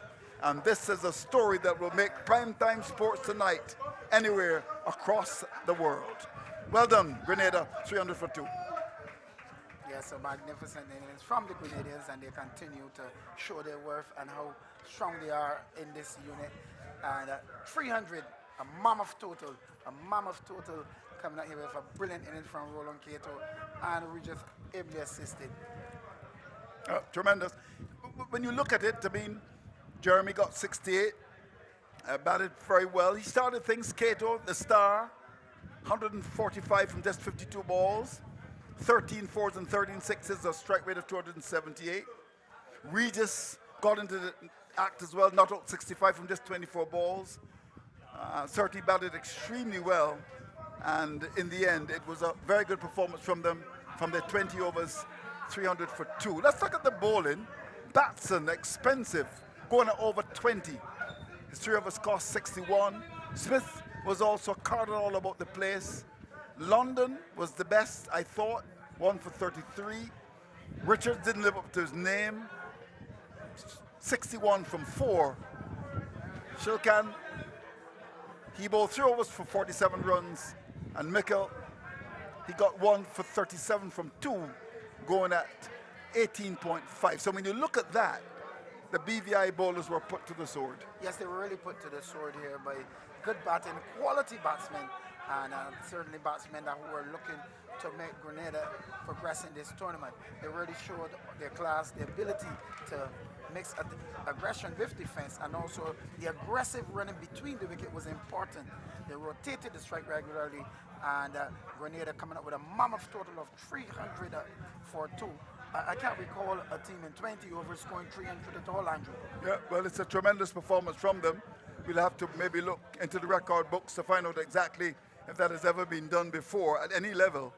But this is a good performance from them on a pitch which is good for cricket, good cricket pitch. If you can bowl on it, you can get wickets.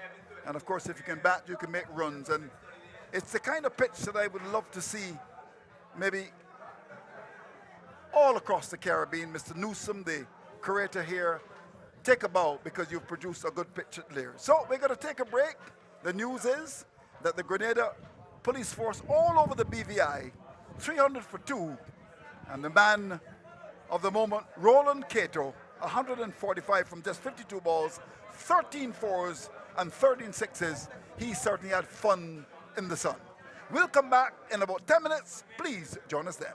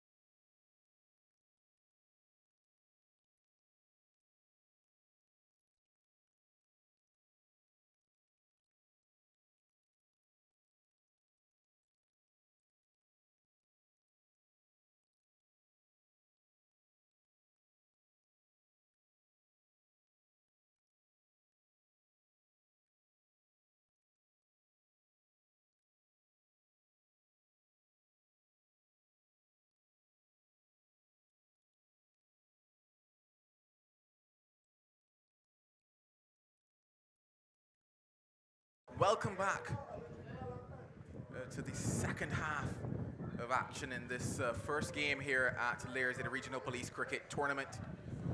We've been treated to a beautiful display of hitting.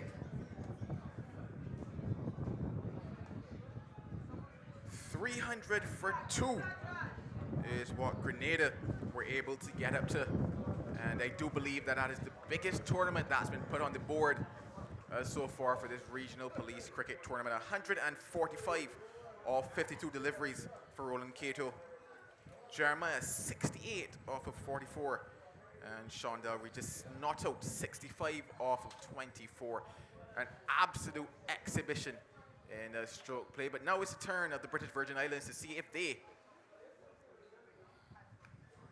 can get up to that total. And if not get up to that 300, how close can they get to 300? My name is Joel Manning. Alongside me once again to get things kicking off is Donovan Lovell. Donovan, wow, that's the only word I can use to describe what we saw in the first half of this match. Well, certainly good afternoon to you again, Joel. Good afternoon to our viewers. Indeed, it was some magnificent stroke play, savage at times, and indeed entertainment for the crowd here. It was indeed licks like peas, as they were saying in Bajan parlance, by the Grenadians. Licks like peas is the exact definition of what we saw. I'm surprised that we didn't have any more balls lost in that innings, but it was certainly fantastic from Grenada, taking advantage of the conditions as well, because we talked about that wind factor and how batters have to be smart in terms of how they go about playing their shots.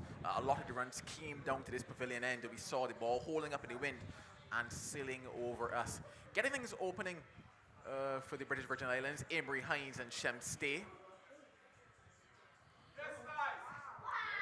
And bowling from this pavilion end, it is Josh Thomas. But what I really like too about the Grenadians, not only were their power hitting, but they ran beautifully between the wickets. They were aggressive also in their running, turning ones into twos, and in some instances, twos into threes. So not only power hitting, but as I said, they really ran well and batted lovely as a unit. Overall, certainly fantastic cricket from them. 5 balls, into this first over from Josh Day. Quite tall. We've seen some tall fast bowlers really feature in this competition so far. And they're really loving this pitch here, the seamers. Good bounce, a good carry to the keeper. And you can see they're really charging in, trying to extract as much as they can from this pitch. The end of over number 1, a good start for Grenada. British Virgin Islands, they are 2 without loss. They won the toss this morning, elected to field first. How do you think they're feeling right now in this position? Well, to be honest with you, I was a bit surprised that that was the decision they made to bowl first. Nevertheless, that's what they did, and no doubt regretting now. But to be fair with you, even though the Grenadians batted really well, the bowling for the Virgin Islands side was a bit wayward at times. Spots of good bowling, but the majority of the time they were either too short, they were either too wide, too full. And I should say that the Grenadians were aided and abetted, really and truthfully, by some indifferent bowling at times, Joel. Yeah, you did mention it, that they bowled well in small periods. They didn't get it right in terms of the longer half of things. However, the first innings is done and dusted behind them, and they'll be hoping to get a good start here. Pairing Thomas from the road end will be Amikel Dubisset. And that is a good start. That is the way to chase 300.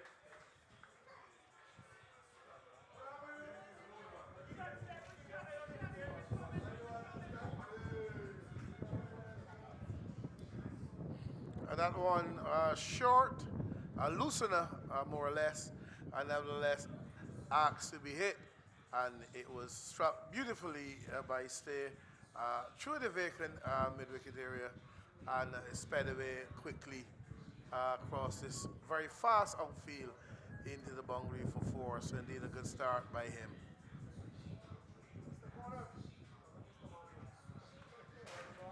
And that is a double delight, even better for Stay.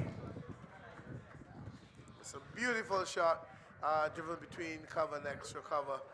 Ball pitched up Fullish in length. He got on the front foot, head over the ball as a coach it would suggest, and he drove that one magnificently between cover and extra cover. That's gone away for four. So he started well.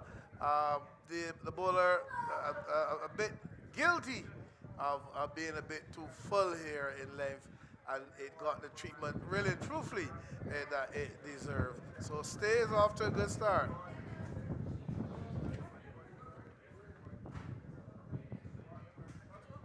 They need runs, and they're certainly going after them.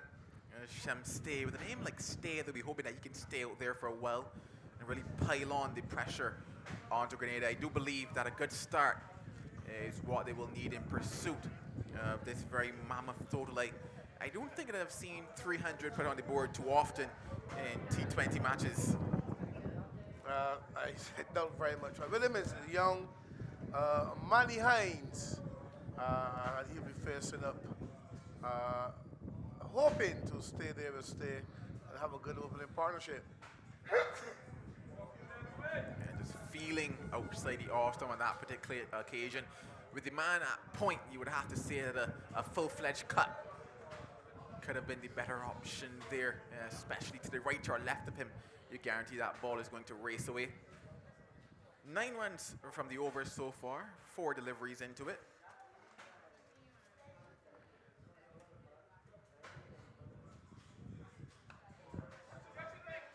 And an easy catch. So the first wicket down. Not the start that BVI would want. Certainly not. Shortish delivery. He got on the back foot looking to pull. Didn't get the elevation in that shot. And it went straight to the fielder at mid-wicket. And indeed, not the start they would have wanted, chasing a mammoth score of 300. But nevertheless, young Murray Hines quite dejectedly walks back to the pavilion. So a bad start for the British Virgin Island Police Service.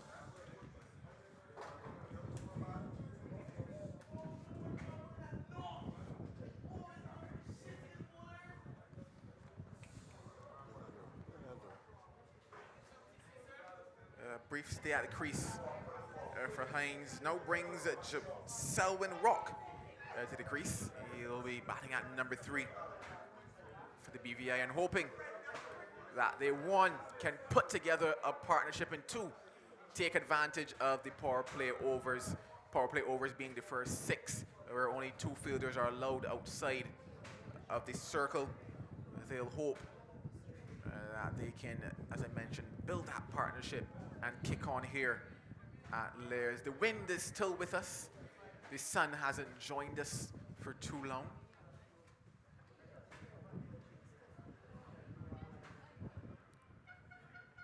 It's been nice, cool conditions for the better half of today. 2 overs gone, 11 for 1.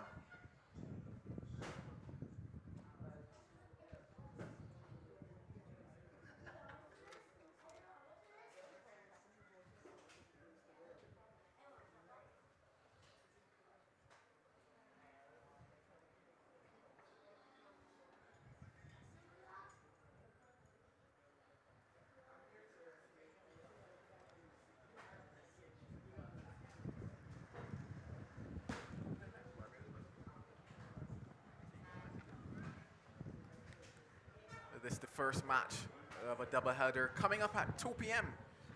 Barbados, the home side. They'll be taking on Antigua and Barbuda in what is a must-win match for them. Thomas continues on a good takedown. The leg side by the keeper, the wind and the angle just pushing that ball down there. Yes, indeed, a very good take. And as you quite rightfully said, Joel, Barbados in a must-win situation coming in to the second game. No doubt, might probably look at making some changes, but nevertheless, they must win this one if they're to qualify.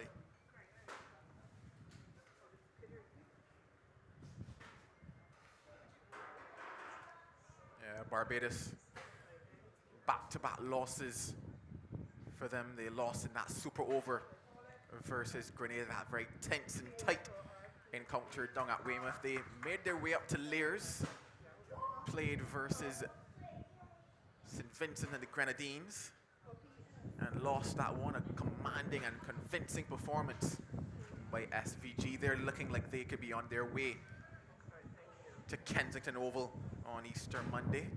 Who knows? Still a lot of cricket to be played.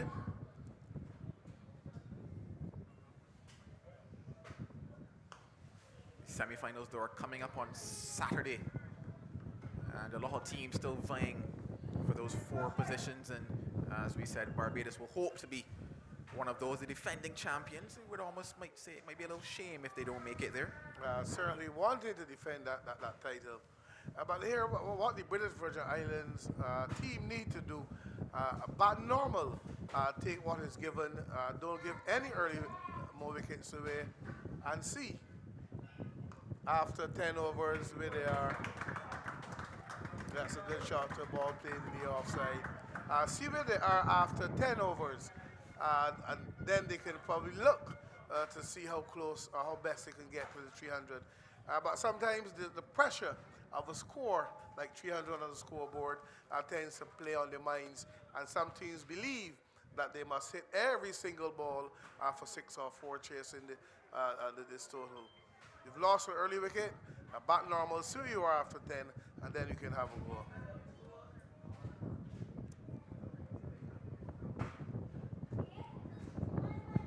Well, bat normal are the words coming from Donovan Lovell. They certainly will have to be positive as they go about things here, and it's looked good for them, barring that one mishap in terms of the wicket. 15 for 1, right into over number 3.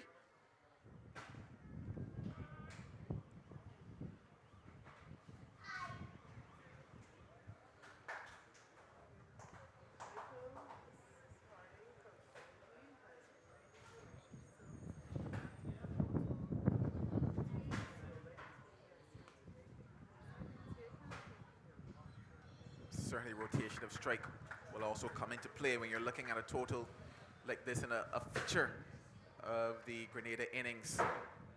That rotation of strike, that early calling, turning 1s into 2s.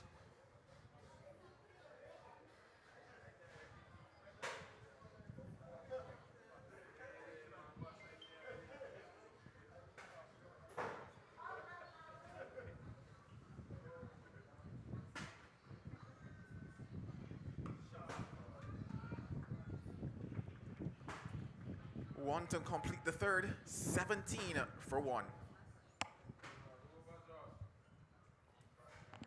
Stay certainly continuing to look positive, looking to score, looking to score wouldn't only suggest 4s and 6s, but also taking those 1s and 2s, and that might be an offer.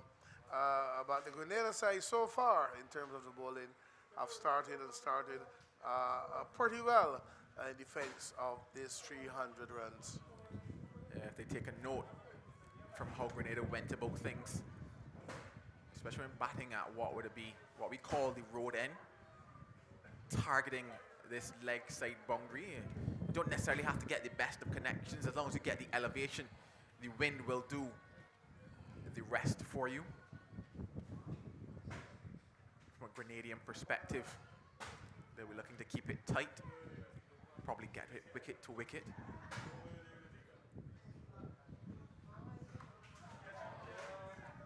A chance offered and a chance taken. An easy catch to Jeremiah, sweeping on the cover boundary, and wicket number 2 goes down. A ball given some with stay slashed at that one. If probably not enough elevation on it, but a good-looking catch taken by the fielder on the cover boundary. And the British Virgin Islands police side in further trouble, losing the second wicket of the score only on 17.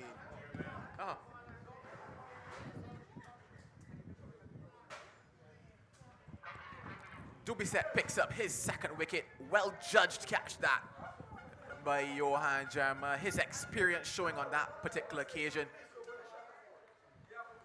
Probably thought it was going to fall short of him, but that win factor that we mentioned, just pushing it, making the adjustment and the easy catch in the end. So Stay has to go. He's got 13 from 8.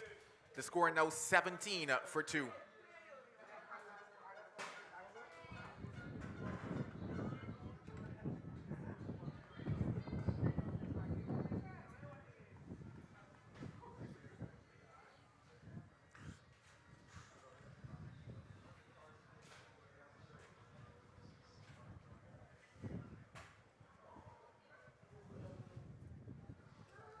Well, early trouble for the BVI in pursuit of what is a very daunting total. We talk about scoreboard pressure, and I promise you 3-0-0 on the board is a lot of pressure.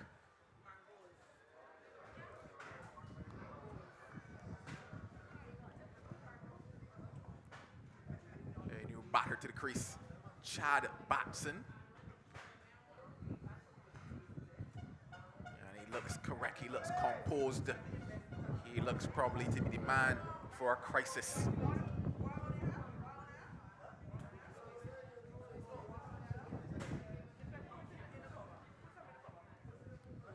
We mentioned that double header, and I can see the side from Antigua making their way now into the venue here at Liers. They're coming up against Barbados at 2 p.m.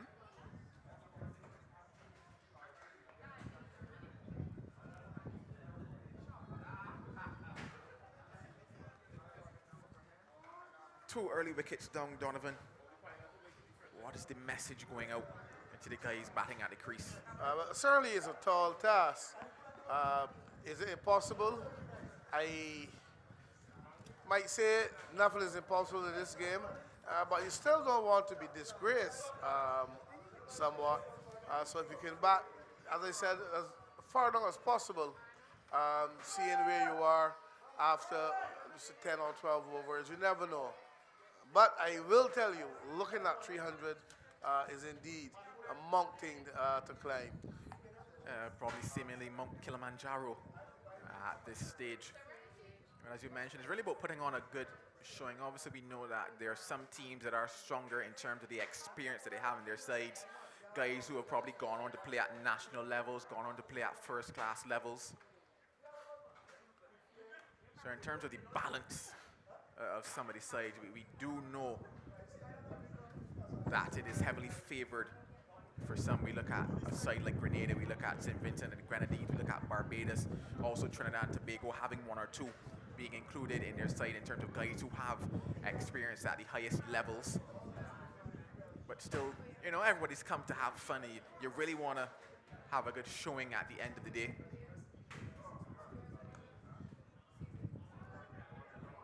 If you just joined us, you're watching the Regional Police Cricket Tournament.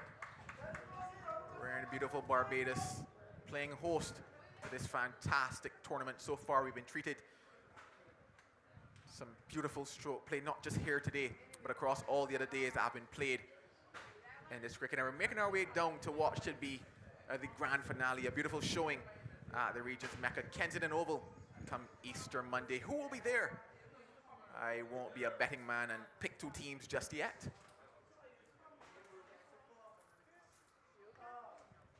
In the end of a successful over for them, 2 runs from it, and producing the wicket of Shemstay after 2, 19 for 2.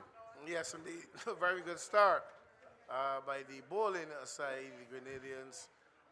Hitting some good areas, good lines, good lengths. And the British Virgin Islands side, who are off to a shaky start, no doubt, are looking to consolidate and see how far or how close they can get to this 300 runs. Yeah, the wicket's falling for the BVI so far. Mary Hines, he went for 1, and Shamstay went in that over. He went for 13. Both wickets going to Dubisset. Michael Dubisset. He's bowled 2 for 11 and picked up 2 wickets so far. The other bowler, Josh Thomas, been steaming in. And he's about to make his way up that little slope again. Oh my days, that is good. That is sharp stuff. That's what you want to see from your fast bowler. That was a quick one, Joel. And on target. That's the most important part, being on target. I guess coming from the Caribbean, watching cricket, you've been treated to many fast bowlers who bowl similar. Oh, certainly. When you think back about those glory days, all you can do is smile, Joel.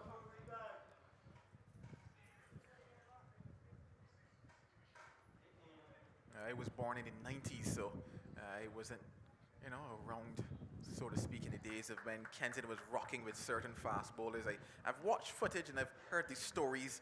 Oh, certainly. Well, I'm just slightly older than you are, Joel.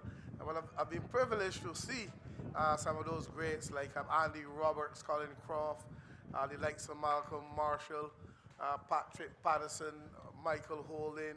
Oh, I'm telling you, I can go on and go on all day, Joel. And this one is gone into the air. It should be an easy catch.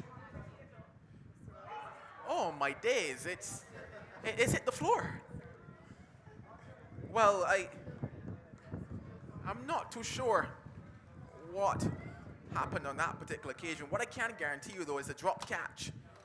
And Well, wow. everyone at the ground really went silent, and they really could not believe that this was just lobbed to mid-off. Easy as you can get it. As you see here, he settled and just floored it. Well, it was a catch that was easy as Sunday morning, and he turned it into a CXC. Failed it on that particular occasion. A catch goes down, and a life given. Certainly, but Joel, as we reminisce, Joel, with those fast bowlers, even closer to your era with Courtney Walsh, the likes of Curtly Ambrose. I had Kenny Benjamin and Winston Benjamin, who are also very, very, very good. We just had loads of good fast bowlers, Joel. Strangled down the leg side, maybe. Nope. Says umpire Blades, coming off of that hip area, and hence why it was not signaled a wide. Just one delivery left in the 5th over. Thomas trading back to his mark.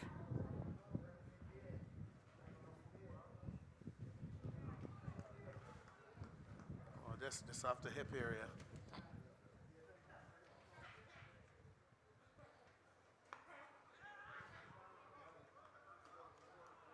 Camper, a quick one.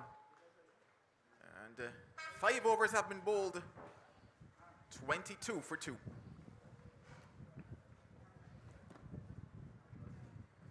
I'm looking over to the left. At one point, I thought that it was getting a bit cloudy, and I am correct. And speaking about clouds, it actually probably could be a bit of rain.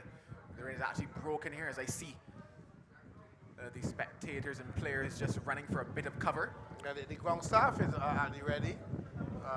Just a heavy drizzle, but the wind is high, so hopefully it could just blow that cloud away. But so far, play is still continuing, but the ground staff is indeed on the ready, just in case there's signal for the coverage by the umpires. Yeah, the wind has certainly picked up. The rain is with us at the moment. Cricket will continue.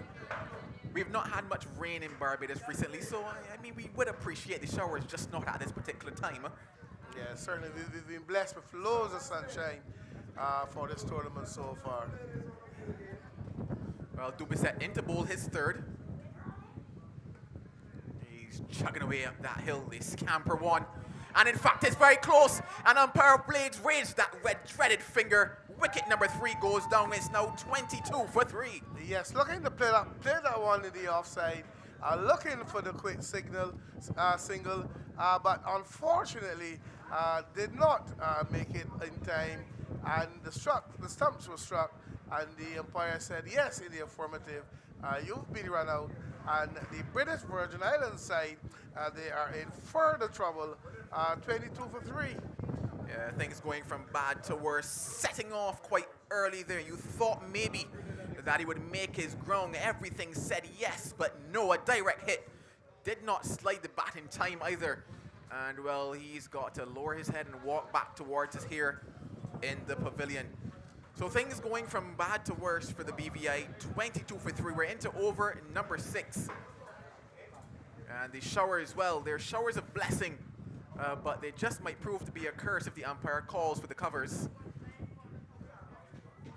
We're going to play on. Yes, as I said, the wind is blowing, the clouds are high, and it's a good breeze coming across the ground. So no doubt, shortly, those clouds, or this one particular cloud that's here with us, will surely just pass over the ground.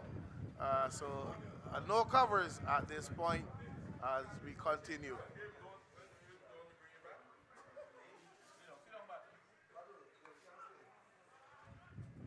Imran Smith has made his way out to the crease.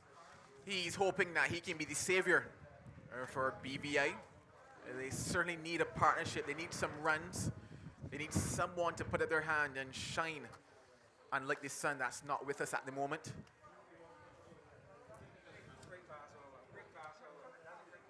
A quick pass over, I've been told.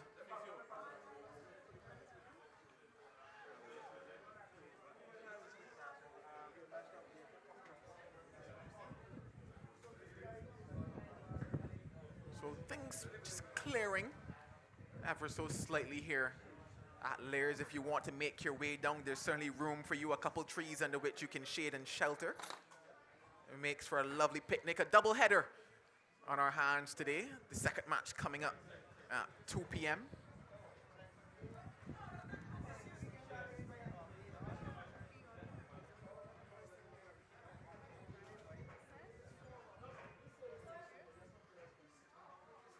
There's been a good opening spell by both Thomas and Dubisset. Okay, 2 wickets going to Dubisset, 1 via the run-out route, making that 3 down for the BVI.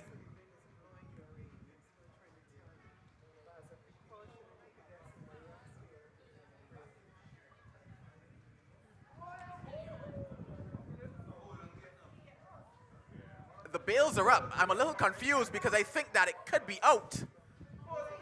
There's confusion out there. A bit of uncertainty. I saw the bail fly. And that question is, did the bail come backward or did it go forward? That's always an indication. It's pretty close, as we see here on the replay.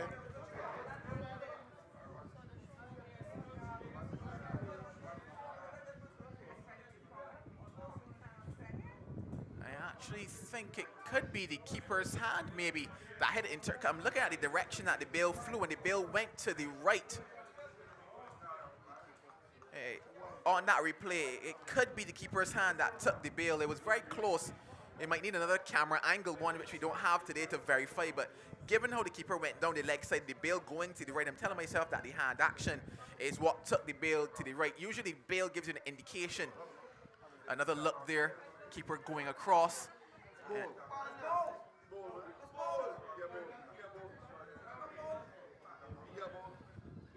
It's tight, Joel, tight. I'm going to go with inconclusive.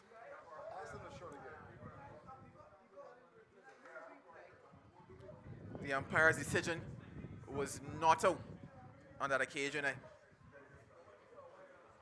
Based on what I'm seeing, it is extremely close on that replay.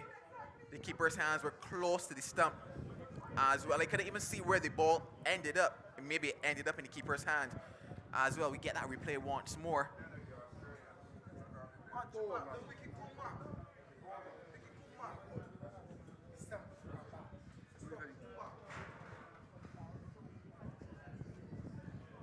I've seen 3 plays and I'm still uncertain So that what I can tell you though is the official decision is not out by the umpire, and that's the end of the power play. 6 overs gone, 26 for 3. Yes, indeed. The Grenadians doing really well here. Have them in a stranglehold. 26 for 3, as you said. And you're wondering, as well as the British Virgin Islands side, where would these runs come from, if any at all. But certainly bowling well, the Grenadians. Yeah, they're certainly bowling well. A wonderful power play for them, restricting BVI to 26 for 3 in those 6 overs. The pair of Thomas and Dubisset bowling quite well in tandem.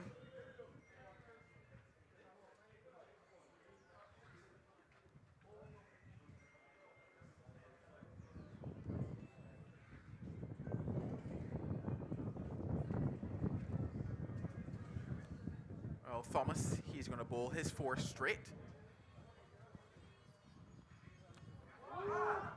And this time it's too short over the keeper. And that's 5 wides. That one simply took off shortish and really took off. The keeper had no chance. And some good pace being generated here by Smith, who is operated from the northern end. Yeah, you would have to tell yourself that that little like sprinkle we got as well might mean that the ball might just skip off the surface here at Lears a bit more.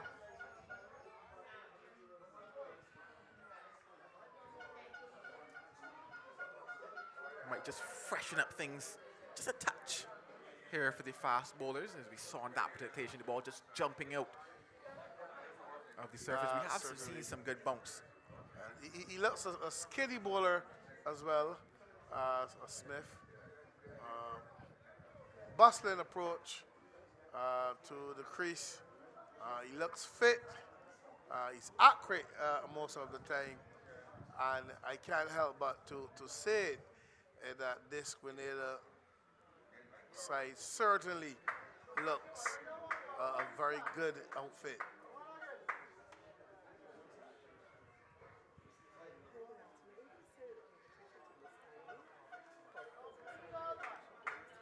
He's really looked good, Josh Thomas, into his 4th.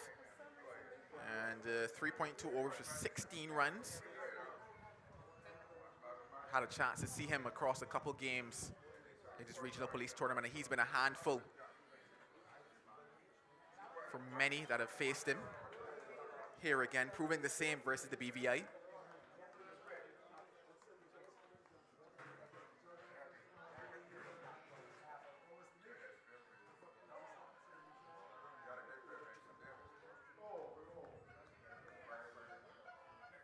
Been able to string together a few dot balls after bowling that wide, so he's found back that line, that length that proved to work for him in the earlier overs.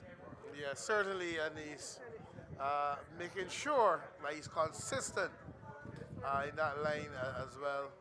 And it's proven to be quite difficult for the British Virgin Islands police side to score off of Smith.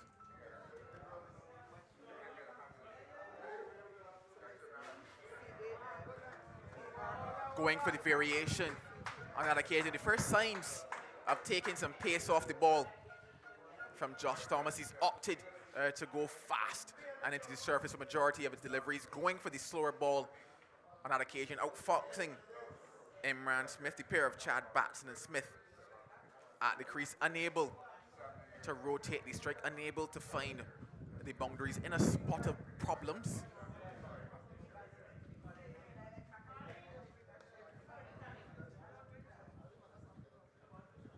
Works it into the leg side on that occasion. It certainly will be a case of looking to probably rotate the strike a bit more for this pair. Batson's been at the crease now for 12 balls. Smith, he's been there for 8.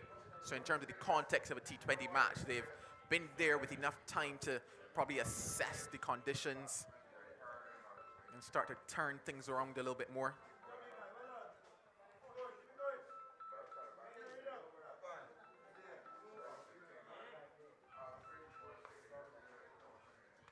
Goes for that variation again. Can't get anything from it after 7, 32 for 3. Yes, indeed. A very good over again here from the bowler who looks to continue to peg away. As you said, good variation using that slow delivery. And the batsmen who really are struggling here to put anything together in terms of getting any kind of runs at all as the Grenadians continue to pile the pressure on, keep squeezing, as they will say, and the British Virgin Islands side really, really under pressure. Certainly pressure is on Dubisset, the bowler that's picked up 2 wickets, and he is also going to complete his 4 here. Not often that you see the opening bowlers in T20 match bowl 4 each on the trot. But then again, it's not often that you see 300 being scored in the T20 either. So Dubisset, he's picked up 2 for 15. He'll be hoping that he can probably take 1 more with him. On the flip side of it, BVI will be hoping that they can get the measure of him in this over. Asking the man that was that short fine leg to make his way back onto the boundary. There's also a man down at third man, a man sweeping on the cover boundary and a long on and a long off. Those are the fielders outside of the circle. Don't forget the power play has been completed, so 5 can be outside.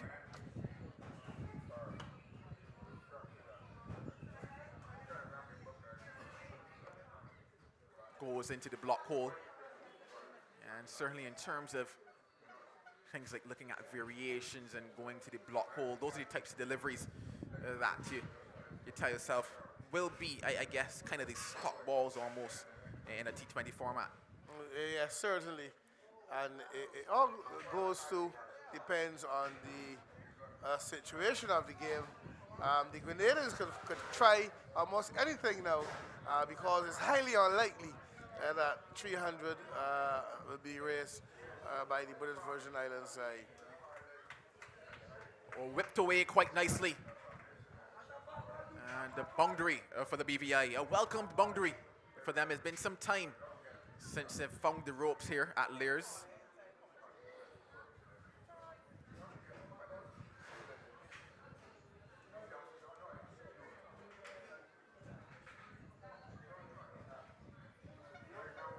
Yes, that one. Angled down the leg side. He only had to help it around the corner. That's what he did. Just got some bat on it, and on the quick outfield, just sped away for 4.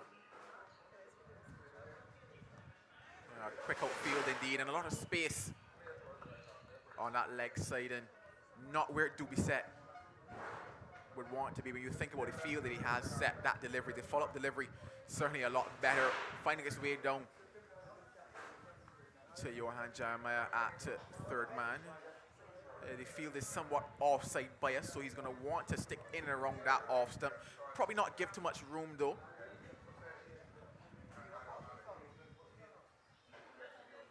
Just as soon as I said not give too much room, that one shorten. Flirting with danger almost, because anything on that one probably would have flown away.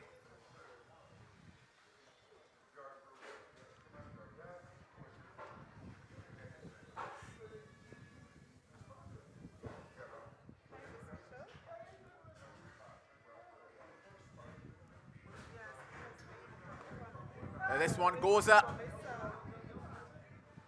and comes down in the hand of Long On. So another one bites the dust here. It's now 38 for 4. Ball pitched up. He went for the big one. He got it high. He didn't get the distance he wanted on it. And in the end, it was an easy catch for the fielder Long On. So further trouble for the British Virgin Islands police side as they've lost their 4th wicket. You see, he got height. He didn't get the distance. And an easy catch coming around to his right. And further trouble for the BVI side, who are reeling at 38 for 4. And the writing is certainly on the wall. And the Grenadians here in Barbados, as they say, our cocker hoops, are looking to march easily at a victory, as the British Virgin Islands side are struggling and really under pressure. The batter dismissed Imran Smith. He went for 4.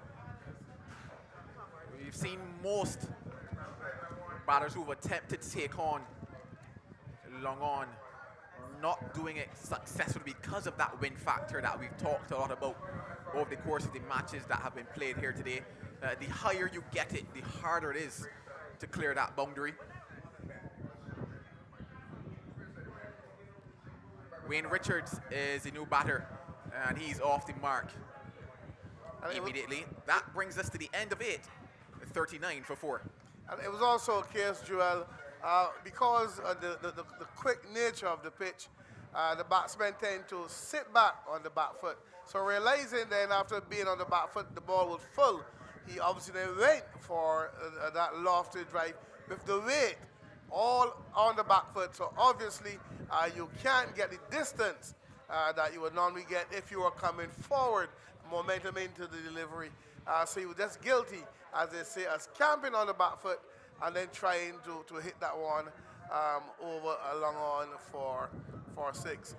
But indeed, some fine bowling here by the Grenada side, who've been bang on target so far, giving almost nothing away, as they make the BVI side continue to fight hard for every single run.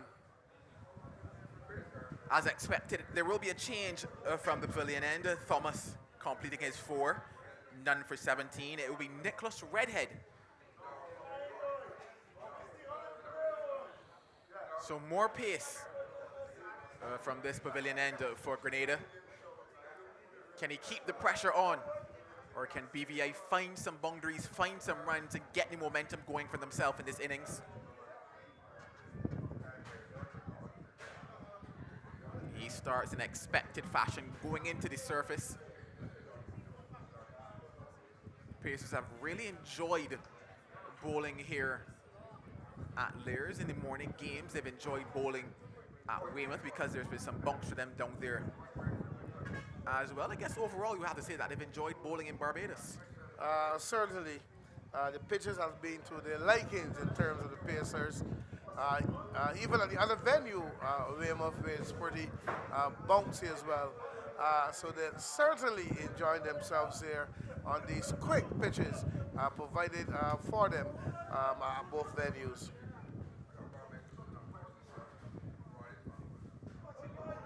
Some more sharp, short, fiery stuff here at Lears.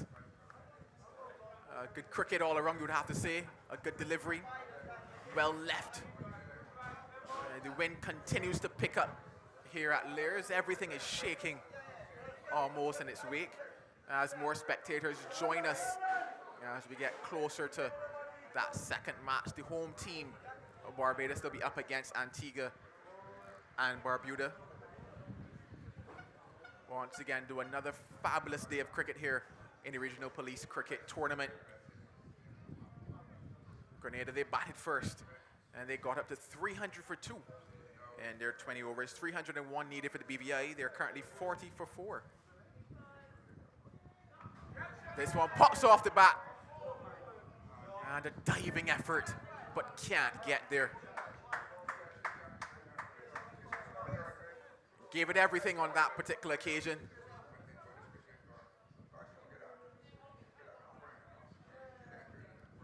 But luck going in favor of the BVA, and they will need a lot more of that.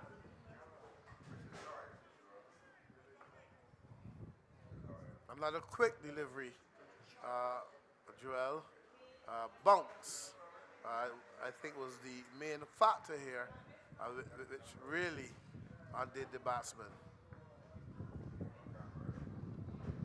That one, the previous delivery came off what we would call the splice of the bat.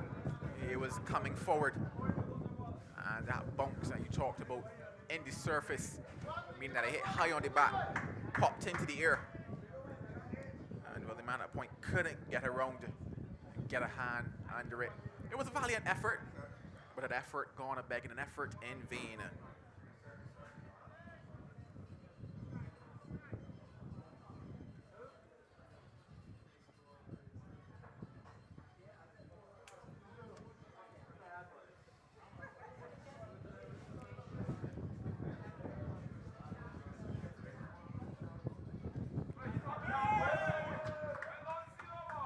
Absolutely brilliant and fantastic catch. The batter is walking, and everything has been going Grenada's way.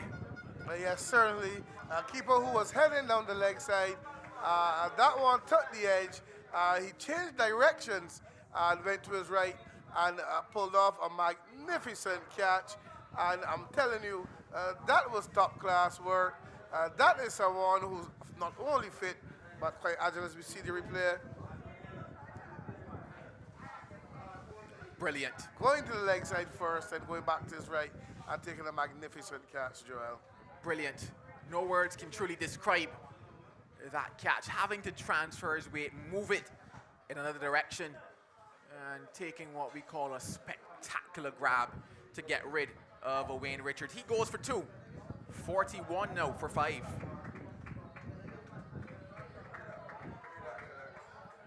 As you see again,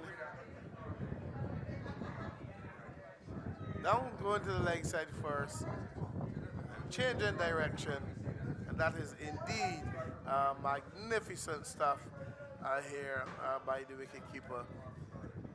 Yeah, it certainly was a wonderful grab. He would want to see that replayed time and time again. It's always challenging having to take your body in another direction to be able to get a hand to it. He got both gloves to it.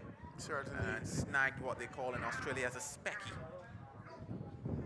It was one for the ages and one that he would probably want to grab in every game that he plays. 41 for 5. We're into over number 9. Jamal Mickle strides out to the crease. And he's greeted with more hostility. 9 overs gone, 41 for 5. Yes, indeed. He said, welcome, with a short delivery that was spacey again. And no doubt he's redhead that's charging in. He's bowling quickly and he's accurate.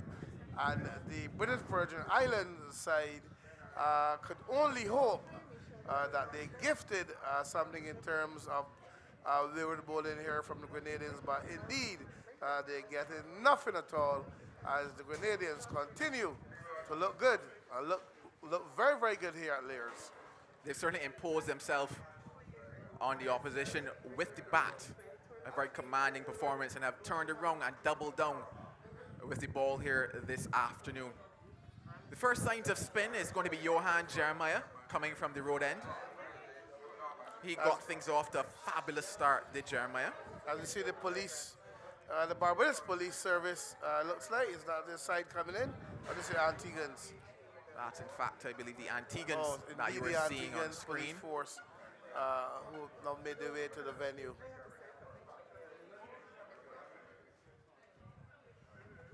First signs of spin produce a single from the first delivery.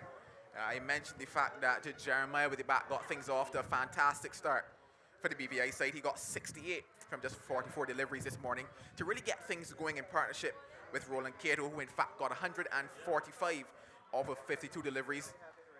That partnership got him up to 127 before the fall of the first wicket. And I'm telling you, if you missed it, you miss, I'm telling you, a magnificent display of batting by the Grenadians.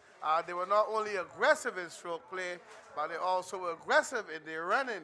And they really, really put on a beautiful show here today for all those who will have been fortunate to be here and also viewing. Well, he doesn't get all of that. Might think of 2, settle on 1. Well, the name of the game for BVI is runs. Can they get them? How do they find them? How do they hit the gaps here today? at Lears. 43 for 5, not the position that they would want to be in, but it's certainly not over for them just yet. Tight stuff by Jeremiah. He bowled well yesterday versus Barbados. He batted well today, and he's following it up. You would have to say that he's in high spirits here.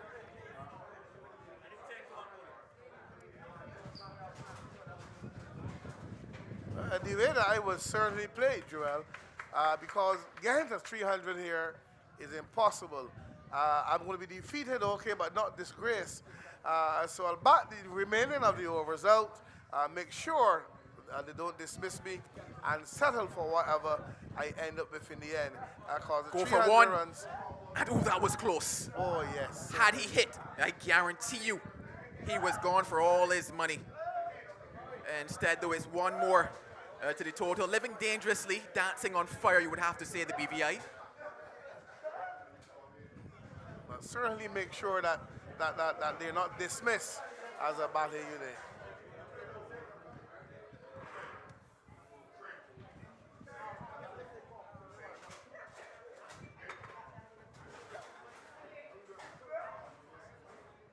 We're now at the halfway stage of this BVI innings. After 10, 44 for 5.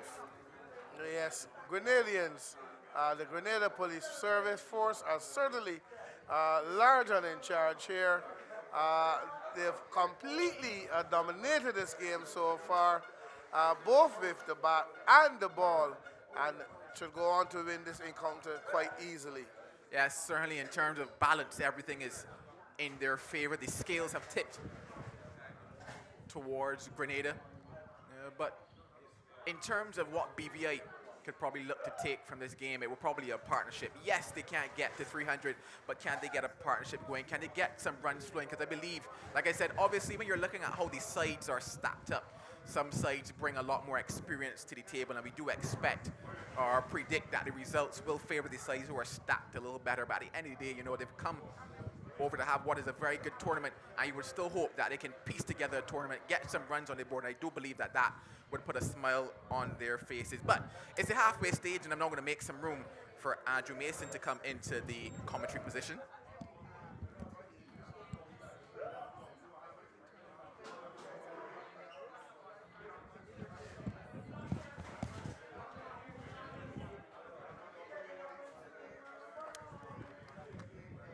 All right, well, the players are refreshing themselves. The Grenada Police Force should go on to win this.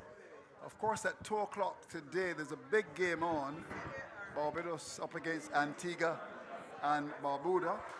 And Derek Merlin, the captain of the Antigua side, as we preview this game, has just come to have a quick word with us. Hello, sir. How are you, my friend?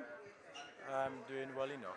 All right, you told me you have a bit of a problem with your voice? Yes, yes. All right, okay, but of course all of Antigua want to hear from you. You got a big game at 2 o'clock today against Barbados. Looking forward to that? Yes, we are. All right. So far in the tournament, you haven't had the kind of success, but this is a big game. You've had a victory, and if you win, certainly this afternoon, you are in with a shot. Yes, yes, yes, yes, we are. We will be very, we will be in greater standings to make the final four, for the semi-finals. How you found the competition so far? It's very competitive. Once you make a mistake, other teams will do their best to capitalize to make sure that you stay down. Right. So actually, you have to do your best to minimize mistakes and do your best to stay on top. All right. So in the games that you would have played so far, how have you found the going? It's been tough. It's been tough, I will say, but the team is in good spirits, and them guys are willing to push through anything that they have to push through in order for us to get the job done. And we have been getting better from strength to strength, basically, for each game we have played thus far. Right. All right. Big clash, as we said, at 2 o'clock. Lots of people on the stream. What would you have to do to beat Barbados in your view? Tell us. Play the better cricket. Oh, I like that answer. Play the better cricket and you win. That's it. I would think so. You're just about to have your lunch. How have things gone in terms of accommodation? I know that Barbados full of hospitality. Things have gone well for you so far? It hasn't been bad, to be honest. The accommodation has been good. I would say 1 or 2 times in terms of getting to the games. Okay. In terms of the lunch has been a little bit behind. Like Right, now, right. we're playing at 2 o'clock, but we're going to eat just before we. Okay, right. Basically, so that will be a challenge. Right, In the sense of I already explained to the guys. Remember, we got to eat light now. Right. Before we take the field. But other than that, the hospitality has been good. The drivers have been excellent. Right. I would say they're very accommodative, and they do the best to make sure that they work along with us as a team, basically. Well, the game has resumed, so we're not going to take up too much of your time. Are you a police officer as well? Yes, I am. Sergeant? No, Constable? no, Constable. So if you win this tournament, you may be promoted. Well, you can speak to I Commissioner would think so as well. What's the name of your commissioner? Commissioner Atlee Rodney. What's his name? Commissioner Atlee Rodney. Hello to Commissioner Atlee Rodney. I'm sure you're watching the stream. And this gentleman is taking some pictures. You're going to send them to Mr. Rodney for you. He's a legend, of course. Absolutely, absolutely. You see, that smile is as broad as Antigua and Barbuda, too. We tend to forget Barbuda. I want to thank you for coming to the microphones. And I wish you all the success in the big game against Barbados with Sarsa, too. Thank you very much. All right. What do you have to say to the people back in Antigua before you go? Say hello to your friends. Say hello to the Prime Minister, Mr. Hello. Gaston Brown. You know, it used to be the land of the birds, then the Spencers, now it's the land of the Browns. I'll let everyone back at home watching, and don't give up hope. Don't give up hope. Hope urges on and tells us tomorrow will be better. Yes. I thank you for coming to the microphones. You're welcome. There you have it. All right, so captain of the Antigua and Barbados side, just about to have some sumptuous Barbados lunch. I can see some macaroni pie and what else do they have there? Some rice. There's pork as well. Is that your favorite? Proper pork, of course. Proper. Certainly, Andrew, certainly. There's a supermarket in Barbados that promotes his pork as proper. And, but at the moment, things are not proper for the Virgin Islands. They really have been questioned and arrested and will be jailed. There's no doubt about that. 47 for loss of 5 represents a performance from the police service worthy of commendation. They've done very well. So here we go. Redhead. Chance for a run out. Oh, missing the stumps. The batsman was a long way out of his crease. A little bit surprised that the keeper didn't come to the stumps, really. We see that in the monitor in a short while. But he aimed at the stumps and wasn't able to hit them. Batsman was a long way out of his crease when that happened. But they lived to fight into the battle.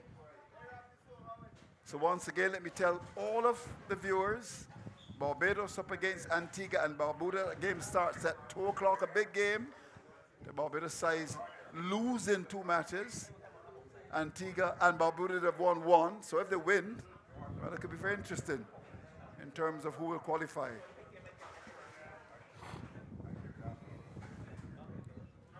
Ooh, in the air. Well, well, well. Banged in short. And he really cuffed it. I mean, what did he do there? Catch taken by the bowler. And this represents another strong performance by Grenada on a pitch that I think they will want to carry back to Grenada, anywhere in Grenada, in Grenville, of course in St. George's, at the National Stadium there. This is a pitch that has got lots of pace and bounce. And to be honest with you, I have not seen a pitch like this in quite a long time. And I've traveled across the Caribbean, from Kingston, Jamaica, to Arnos Vale, of course, in St. Vincent and the Grenadines. And this pitch really is a good one. Look at that, banged in short. And the batsman really couldn't do too much about that. Almost self-preservation. Catch taken, well bowled, good bouncer. Yes, indeed. Not only was it a very quick delivery, it was bang on target. And even before the batter could react, it was on him. And all he could do really and truthfully was to surrender. Yeah. Easy catch back to the bowler. And the British Virgin Islands continues to struggle here at Lears. Yeah, they are struggling. They're struggling big time here. 47 for the loss of 6 wickets now. Talking about Arnesville, only recently I heard that President Shallow is saying that cricket may come back to St. Vincent and the Grenadines at Arnesville. They haven't played there for quite a long time. Said the problem would have been the lack of hotel accommodation. So let's see what happens. President Shallow, who was not challenged, sure he's listening to the broadcast, watching it. Congratulations to you.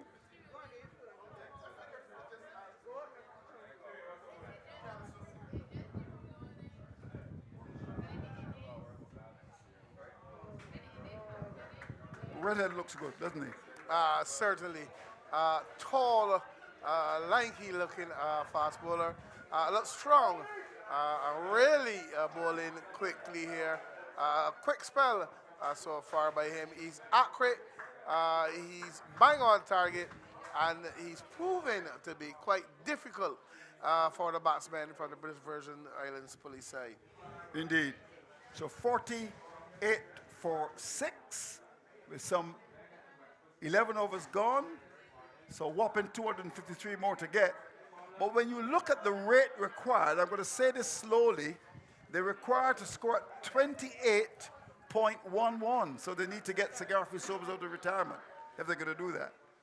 But this really is a powerful performance by this men from Grenada. Andrew, I'll tell you how difficult it is, Andrew. It is easier, Andrew, to put the iceberg that sank the Titanic in a glass of lemonade. Really? Before the British Virgin Islands. Oh, I've never heard that one before. Could get up to 300. After this, can you repeat that? Can you say that again? It's easier, Yes? Andrew, to put the iceberg that sank the Titanic in a glass of lemonade Oh, my golly. before the British Virgin Islands sank. Lemonade with ice? Oh, loads of ice. That would be Andrew. Indeed, of course, lemonade is always welcome in Barbados, especially in these times where it's so hot. And he's run out, Yeah. Andrew. He Well, has run out. interesting. Looking to go for the sharp single. And the return came in, struck the stumps, and he's gone. Gone. So this shows the Grenada side. Good pickup. And umpire Tremaine Prescott gave that out in a good position. So further trouble. Let's have a look at this here. Here we go. Played across it slightly.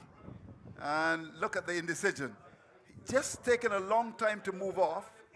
And yeah, stump struck just about. No, he wasn't really jogging. He wasn't really running quickly. He was out jogging. And umpire Prescott, that deadly finger went up. And he goes back. So further trouble for the British Virgin Islands. They are now, listen to this, in big, big trouble. They're 48 for the loss of 7. And the men from the Spice Isle, I suppose they'll tell you that the Spice Mass has come early, really. Of course, that is around August. August? Maybe it's the launch of Spice Mass. Maybe it's the launch of the Spice Mass. Wonderful indeed. Launch of the Spice Mass. Of course, crop over just around the corner in Barbados. Are you a crop over man? Certainly. I really do enjoy it, especially the Calypso time. Oh, really? Oh, yes. Who's your favorite Calypsonian? Andrew, you're going to love this one, but I'm going to say it. Tell me. You're going to enjoy it, Andrew.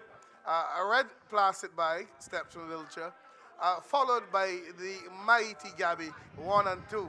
Oh. Third, I can toss it around. Oh, toss it around. Well, so red plastic bag is your favorite man, followed by the mighty Gabby. who's Anthony Gabby not out. Carter. Yes. Oh, good old red plastic bag. Doctor. Oh, yeah, we got to give him his title, yes. Anthony. Yeah. The most honorable. Most honorable. Yep. Of course, red plastic bag won the title 10 times. The last time would have been in 2012. I was there. And that was the year when they didn't go to the stadium or to Kensington. They went up to the gymnasium. Remember that very well. And he won. In case you didn't know, he's from a place called Bayfield, deep in rural Barbados, St. Philip, Barbados' best parish.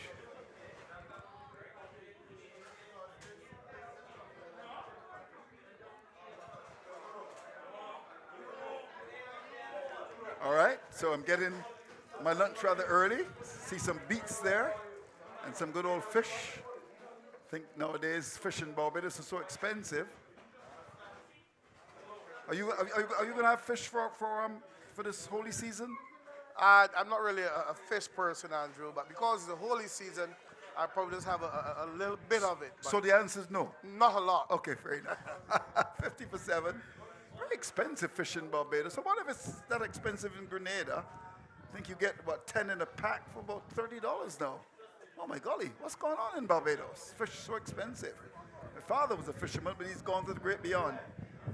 In fact, there's some people who are actually going and catching their own fish now. There's some people who are catching their own fish now, it's so expensive.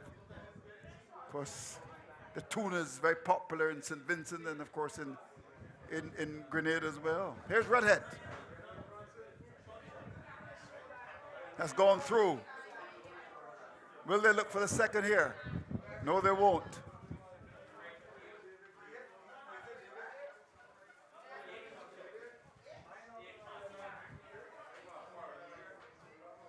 So it's good to see the former policemen coming out to watch the team. See our good friend Mr. Bannister behind us. He's got a very interesting shirt. Victory shirt. And of course, the commissioner of police, Mr. Richard Boyce, on, I think it was Sunday, or was it Sunday or Monday, came to Weymouth and took a picture. Came on Monday and took a picture with the police team, Mr. Richard Boyce. But I missed all of the action, Andrew. Shad Baxon for these British Virgins Island side, he's on 16 and really not looking bad at all. No, he's looked the best batsman in the side so far. That was a bit of an off-me shot. I think he was expecting a short ball, and in the end it was pitched up, and he looked very awkward. When we see that under the monitor, it's not the kind of shot you'd invite the schoolboy to see. He was running down to square leg. So as we said, the big game on at 2 o'clock, Barbados up against Antigua and Barbuda. A must-win game for both, Andrew. Barbados have rather faltered, really, in this competition. They've got to watch it.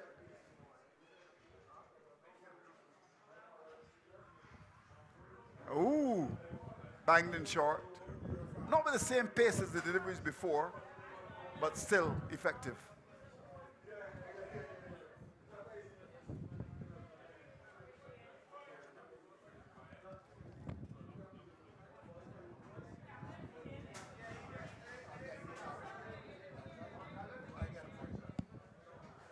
So we had a chat with the captain of the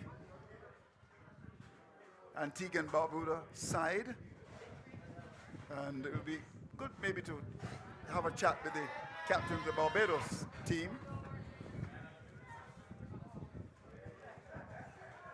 So Brad Remy, not looking all that comfortable with the pace generated. We want to really thank the organizing committee for putting this together. I could imagine the work that would have been done to get this competition running.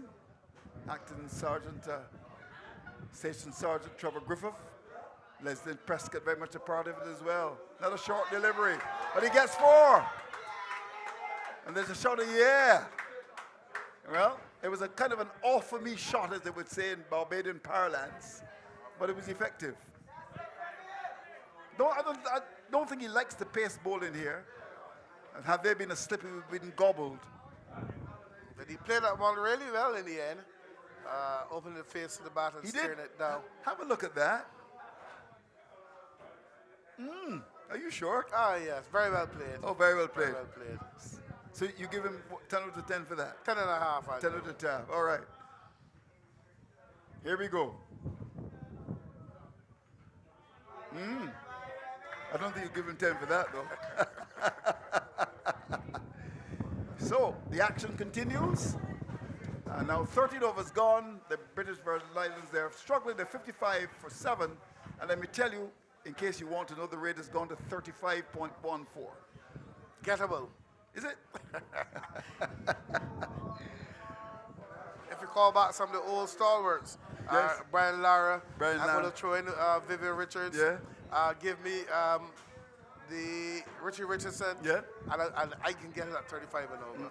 Yeah. What about Desmond Haynes? Joe Oh, Louis? the right honorable. Yeah. Certainly, certainly. Yeah. Gordon Greenidge with his lovely back cut.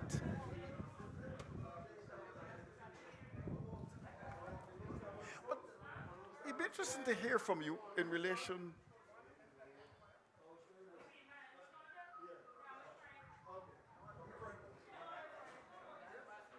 to your view about the whole question of Gordon Greenidge and these guys, Sir Gordon, of course, Sir Vivian. Of course, they didn't play T20, but do you think that they would have done well in T20? Well, Andrew, I would just simply say this. The likes of those guys would have done a tremendous job in any era. Those guys were extremely good, extremely talented, and also hardworking. And any era, those guys would have done well. Yeah. All right. So you spoke about the batting, the last year, but the bowling in a minute. No. You reckon that Greenidge and Haynes and Richards would have done well in T20? What about the fast bowlers, Marshall and company? Again, superb players. These guys would have done, taken wickets. I'm telling you, Andrew, they were just that good. So if it was then, now, whenever, 40 years from now, 80 years before, those guys would just have been excellent players. Yeah, and Colin Croft at your throat all the time, Colin. I think these guys would have bowled aggressively.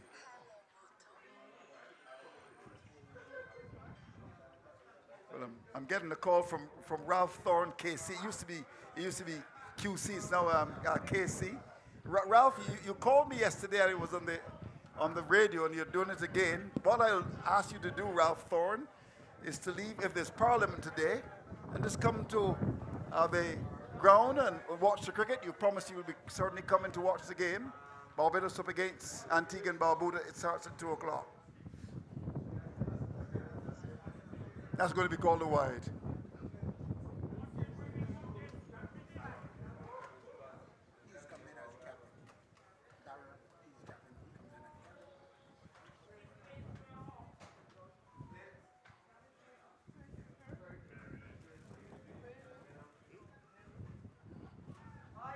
Chance for a catch.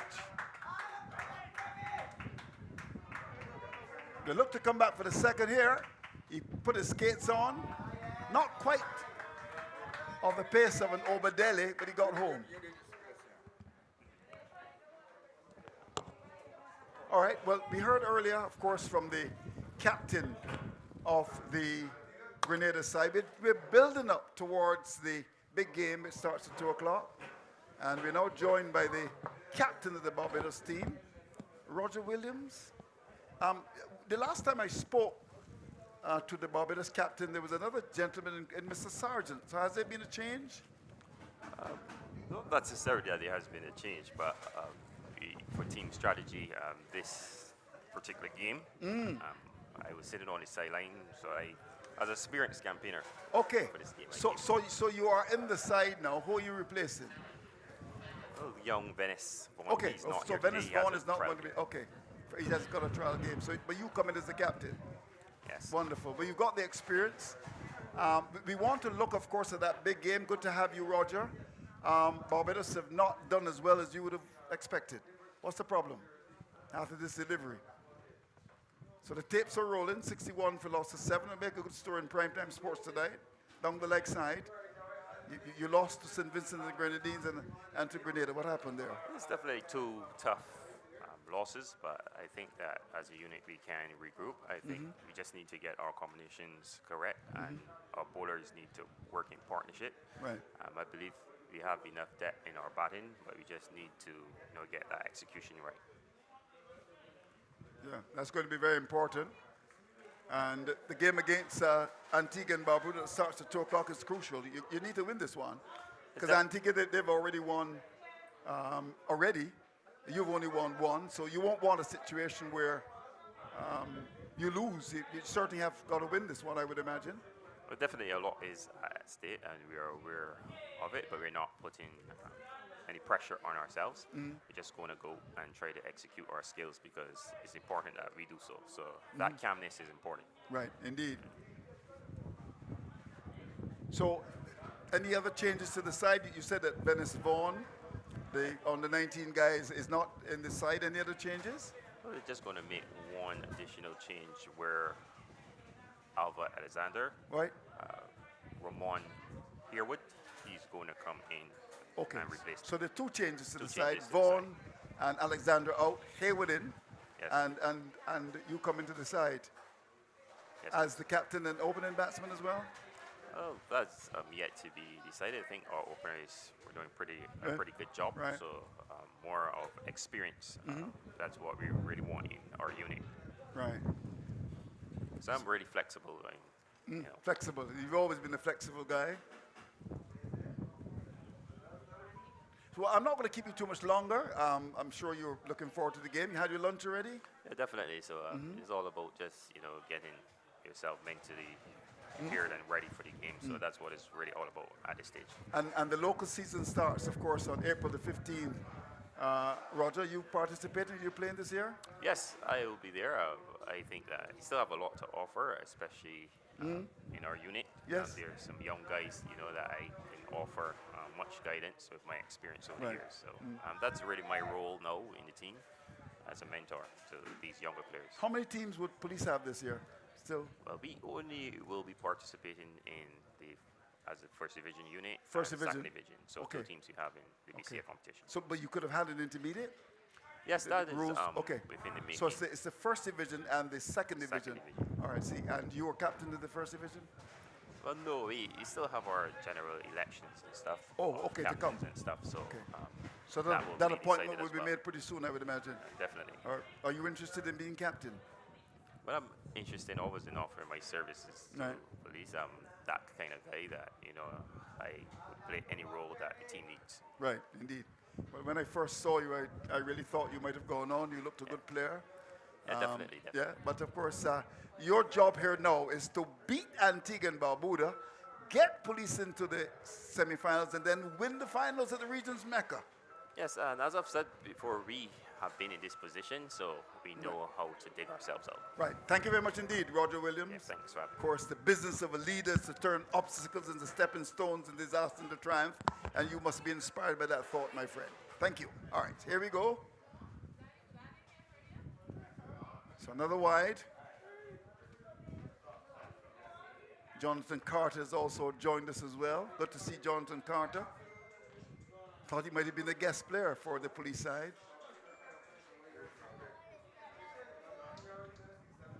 Man who served Barbados with distinction over the years. Good to see him with his son, who I understand loves his cricket as well.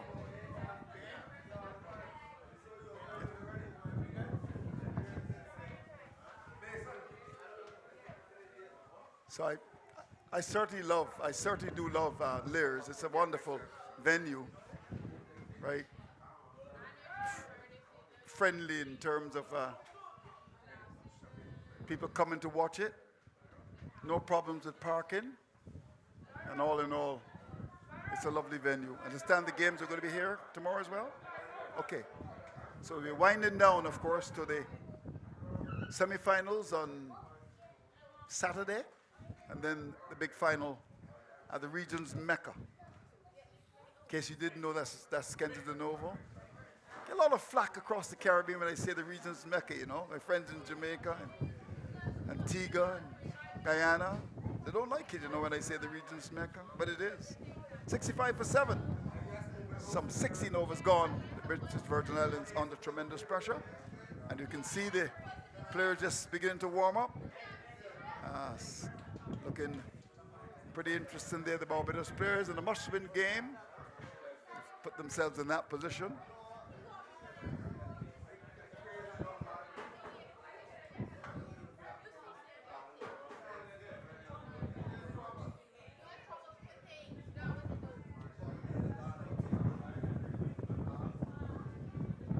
So Darryl Cyrus continues. It's been pretty good going indeed for the Grenada side.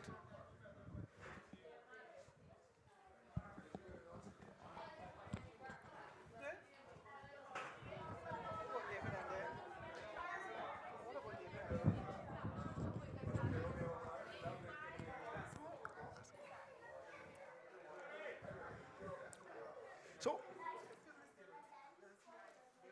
Donovan Lovell has rejoined me. Donovan, I'd love you to do an assessment of all the teams so far that you've seen. I don't think, have you seen Trinidad? Certainly. But the standout team for me, I got into a little trouble for this yesterday, but at the Vincention side, those guys look, I mean, they look super fit. Right. They're batting well. And bowled well. Bowling looks good. That's one team. The Grenadians certainly are looking the part as well. So that's my two teams so far. In terms of an all-round game, Right. they seem to have it. Batting, bowling, and especially in the field, they're absolutely dynamic. So those two stand out so far. The Barbadian team, they have been good, but good in patches. Right. They need to bring their all-round game if they want to successfully defend their crown, being the winners of this tournament last time around.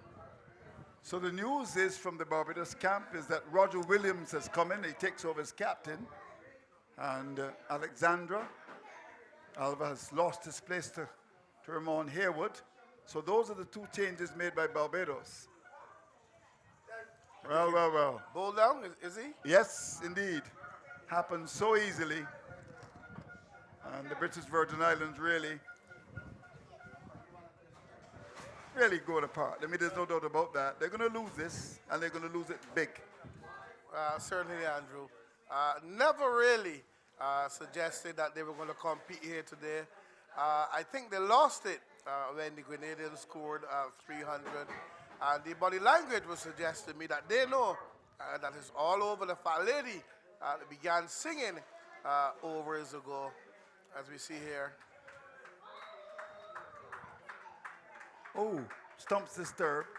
Looking for a mighty straight hit. And he's bowled all over the shot, as they would say. So I'll bravely say, Andrew, I'll take a chance and say Barbados, Trinidad, Grenada, St. Vincent. That's my four. So you reckon that Barbados will beat Antigua and Barbuda? They're going to qualify. And that is based on what? They've made some adjustments to some players. A seamer who comes in today, Ramon, who is pretty, not only steady, but he does a bit with the ball. He is going to feature here today when there is their chance to bowl. And it's not yet seen the best of Larry Babb. No, I agree with that. And interesting, the captain, Roger Williams, talked about tweaking the batting order because I think, to be honest, I think they've got it wrong, to be honest with you. So it's going to be interesting to see what he brings to the table. He's lots of experience, knows his cricket, good tactician, so we shall see.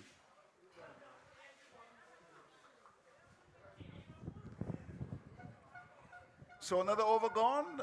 In fact, now 17 gone, 68 for loss of 8. And in case you're interested, the run rate required is 77. Yeah, certainly, as you said, Roger Williams, one with loads of experience, would have gone to senior trials as well. Yes. And at one stage was pressing for that opening position for Barbados. But I think the mistake, Andrew, that a lot of captains make, they tend to captain by script. I think you have to captain as the game unfolds in front of you, and you can make your adjustments as the game goes on to get the best out of your bowlers and your batters at the time. So as I quite rightfully heard from you, the batting lineup needs to be adjusted slightly. And I said again, Larry Babb is still going to feature in this game today. Well, the action continues.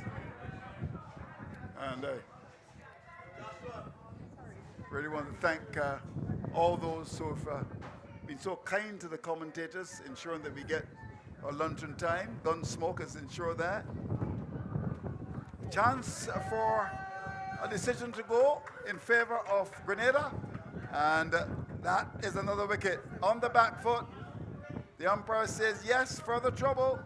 68 for 9. Oh golly, British Virgin Islands in strife here at Lears and will lose big.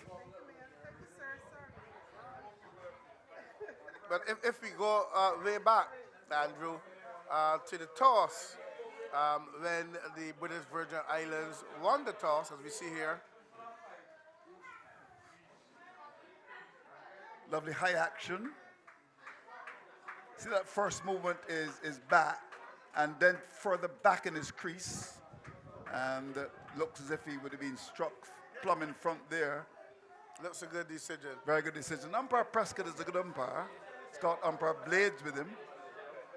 Yes, but I was really surprised that they won the toss in British Virgin Islands side, and that's Grenada to bat. Yeah, yeah. On a good track. Yeah, but it's a thing in Caribbean cricket, you know, that teams don't like batting first. I don't know why. So, we're down to the wire in terms of this match. Last pair at the crease, and the Grenadians are very much on their way in terms of a win. We should see what happens as far as that is concerned.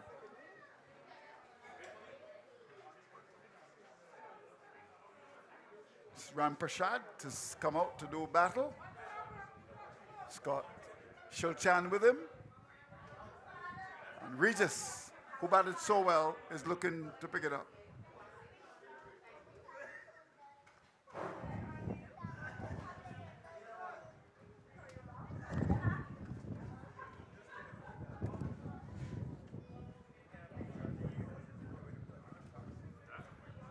So 2 balls left in the over. Can Regis finish it in this over?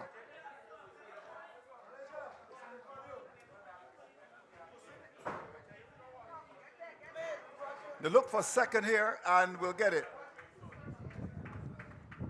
So something to cheer about for the British Virgin Islands.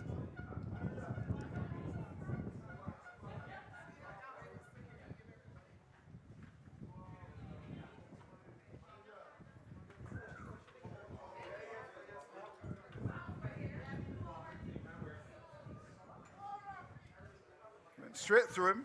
Lucky not to have been bowled. So 18 gone, it's 69 for 9.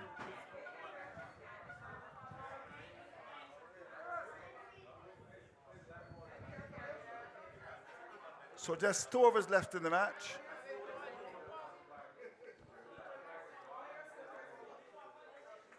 Looks as if we're going to have 2 female umpires for the big game.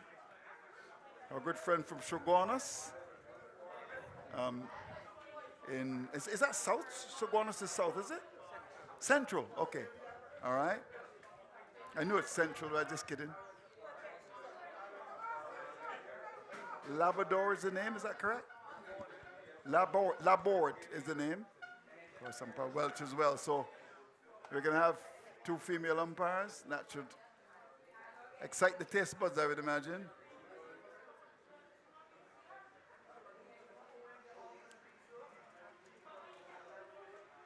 Trinidad and Tobago playing today at Weymouth. Red Emirate is in the side, I'm told. So that should create some interest for them. So the last pairs of the crease, here we go. That's going to be called a wide. Umpire Blades has got some work to do.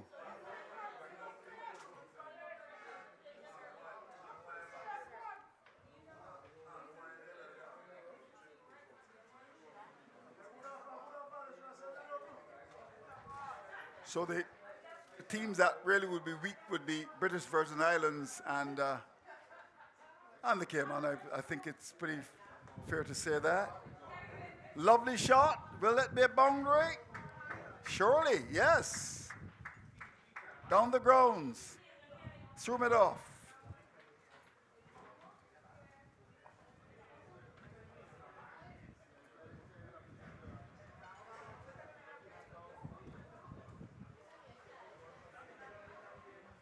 So we encourage all of you to come and watch the action here at Lears. Game starts at 2 o'clock.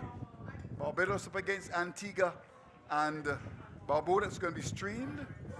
And of course, that link has gone out thanks to Miss Leslie Prescott, the hard-working member of the committee.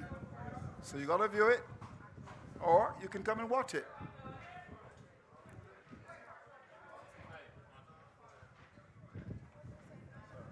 More runs. Just one, actually.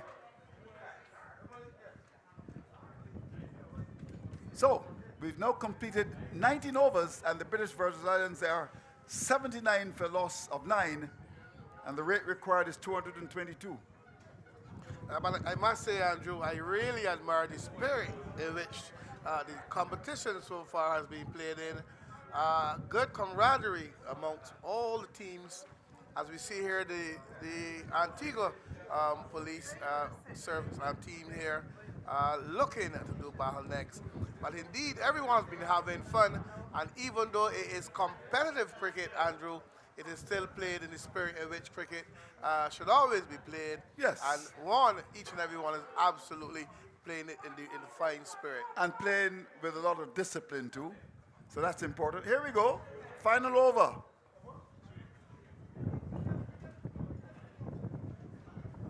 We'll look for a second, and we'll get it.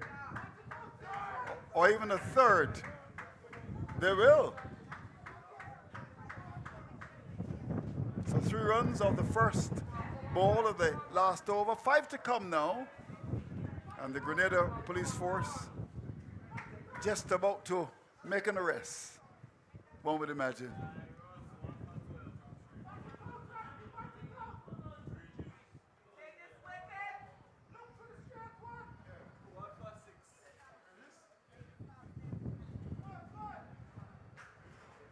The question is, can Regis, with the remaining 4 deliveries to bowl, can he get the wicket? Another big, good old cow swipe, like blind elders they would say in Barbados parlance. So 3 left. Can Regis do it, you think? I think he can do it. You reckon? Not with that kind of a delivery. Wide down the leg side. Maybe what he should do is to put a silly point in forward short leg in, like vultures looking to pounce on prey. So how many balls left? We got 2 left. Oh, he's done it! He's done it in style. Quick delivery on the back foot. And the stumps have been disturbed. And this represents a big, big victory for the Grenada Police Force. Beautiful cricket from them to make 300. And then the British Virgin Islands all out. They've been arrested here in 19 overs and 4 balls to be all out for 83. This is a really good victory as they set themselves up for the semi-finals of this competition. Congratulations to the men from the Spice Isle. Certainly, they really deserve to be winners here today. They played beautifully from the beginning. They batted well, 145 by Kato was the highlight for me. Other scores from Jeremiah, who scored 68. And in the end, Regis, who got 65. But indeed, a magnificent performance here, all-round performance by the Grenadian police team, and really deserve to be winners here today. Indeed. So, tremendous performance, as we said, from them. And we want to congratulate them aside that you better watch Grenada, St. Vincent, Barbados, Trinidad and Tobago, the big guns, so to speak. But when you look at the sentence, I mean, never really got going. Batson got 20, the best batsman we saw. Stay didn't stay very long at the crease. He made 13. And when you look at it, no other batsman got into double figures. Certainly not. They were under pressure from the beginning. Some good hostile bowling from the Grenadians. And really and truthfully, Andy, they had no answer. So they were caught loitering in the vicinity of layers. They were duly arrested by the Grenadian officers, and they're off to jail. Oh, my golly. You're getting sweeter than ever. All right, so let's look at the bowling for you. Thomas was sharp, just conceding 17 from his 4 overs. And when you look at it, really a good performance. You said he did well, 3 for 22. Redhead bowled with some speed, 2 for 10 from his 3. Jeremiah, Cyrus, and Regis all bowl well to set up a big victory for the Grenada police. And as you said, the British Virgin Islands arrested. The music in the background is blaring already in anticipation of the big match, which starts at 2 o'clock Eastern Caribbean time, of course 1 o'clock in Jamaica. And no doubt everyone will be glued to the stream to see what happens in a game that both teams have won one match, and they will no doubt be looking to win Antigua and Barbuda, and of course the Barbados side as well. So as we preview that game quickly, what are your expectations? I expect the Barbadians to come out and come out hard. They know it's a must-win game for them, and I believe they're going to put their all into it. I can expect them to do well. Saying that, I would expect that the Antigua side will just sit down and play dead. So it's telling me that it's going to be a competitive game from both sides. But I'm kind of leaning towards the Barbadian side to be victorious in this one. Yeah, indeed. Well, it's really shaping up quite nicely now in terms of the interest in the competition. Of course, with Red Emirate coming into the Trinidad and Tobago side. And Lendl Simmons. Lendl Simmons as well. And, you know, when you look at it, Barbados, they've made a couple of changes. The very experienced Roger Williams comes into the side. And the Grenadians have looked good. The Trinidad and Tobago side, they've looked good as well. And, of course, St. Vincent, your favorite team. Certainly. They really, really, really look the part. And as you said, it's now coming down to the back end. Business time. Business time. Business time. All right, look, we're going to have a quick word with Roland Cato. Of course, I'm tempted not to say a former Windward's cricketer because I suppose at the end of this, with that performance, the selectors may pick you again. How are you, Mr. Cato? I'm fine. Your beard is getting even bigger now. The last time I saw you didn't have a beard. Where did that come from? That was during the quarantine time. I grew a little something. I go to the barber. All right, wonderful. Talk us through the knock. I mean, 100 and what was it? 145 was it? Yeah. Brilliant knock. The conditions were ideal. Yeah. The conditions was good. The wicket looked good. They winning the toss and sending us the bat is pretty much what we wanted. Were you surprised by that decision? Yeah, I was. We all was surprised. When we saw we lost the toss, we was thinking that we was going to be bowling. So it's happy to go there and bat. The wicket is a nice wicket. The ground is a nice ground. Yep. Not the biggest, and the ball was coming onto the bat. Does this remind you of any ground back in Grenada? No? Yeah, it remind me of a lot of ground. You know, we play parish cricket. Oh, parish cricket. Yeah, Okay. Nice ground. We had just before we come the week before, we had a game on a similar ground like that. I got to 78 not out. So really used to this, type. I see. Are you a policeman as well? No, I'm not a policeman. Okay. So you're a guest to the side. Yeah, I'm a guest. I've been playing for them for the last quite a while now. 7 years. Basically, when I was much younger, they kind of groomed me. So just always have me on board, Okay, Keep me on I the right see. track. All right. So what are you doing now? You're into cricket full time? Yeah, when I'm back, I kind of fall off a bit with fitness and injuries and so on. Right. But I'm just that's my first tournament in about a year and some. Right. So I'm just trying to get back in the groove and try to get back in. I see. And of course, ambitions of still playing for the Windwards, of course. Yeah, most definitely. Just about passing the fitness test and going out there and scoring runs, and I'll be fine. Just before you go, talking about the Windwards, you had a good regional competition. You could have won it. Had you won against Guyana, I mean, the last pair batted for quite a long time. So Windwards cricket is on the up. Yeah, most definitely. I'm still trying to figure out how did Guyana won that game, Yes. Going in, he was just only needing like 40-something runs with 7 wickets in hand. So it's kind of tough, but we're happy that we came second this year and we're just looking to improve by year and just keep doing what we're doing. Right. And this tournament so far, how's things gone for you? You're happy? Yeah, this tournament so far, things has gone well.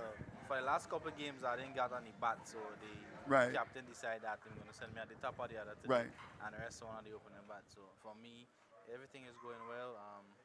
Off the field, I think that Barbados is doing a wonderful job. Right, wonderful. The food is wonderful. I'm sure that Leslie Prescott, who's next to you, will be happy with what you just said. Yeah. He's saying that everything is going well, the food is good, transportation is coming on time, and the general conditions up at Paragon good as well. Yeah, everything. Everything is going well. Everything is going well so Now, far. let's look forward quickly to the semi-finals. You're in the semi-finals.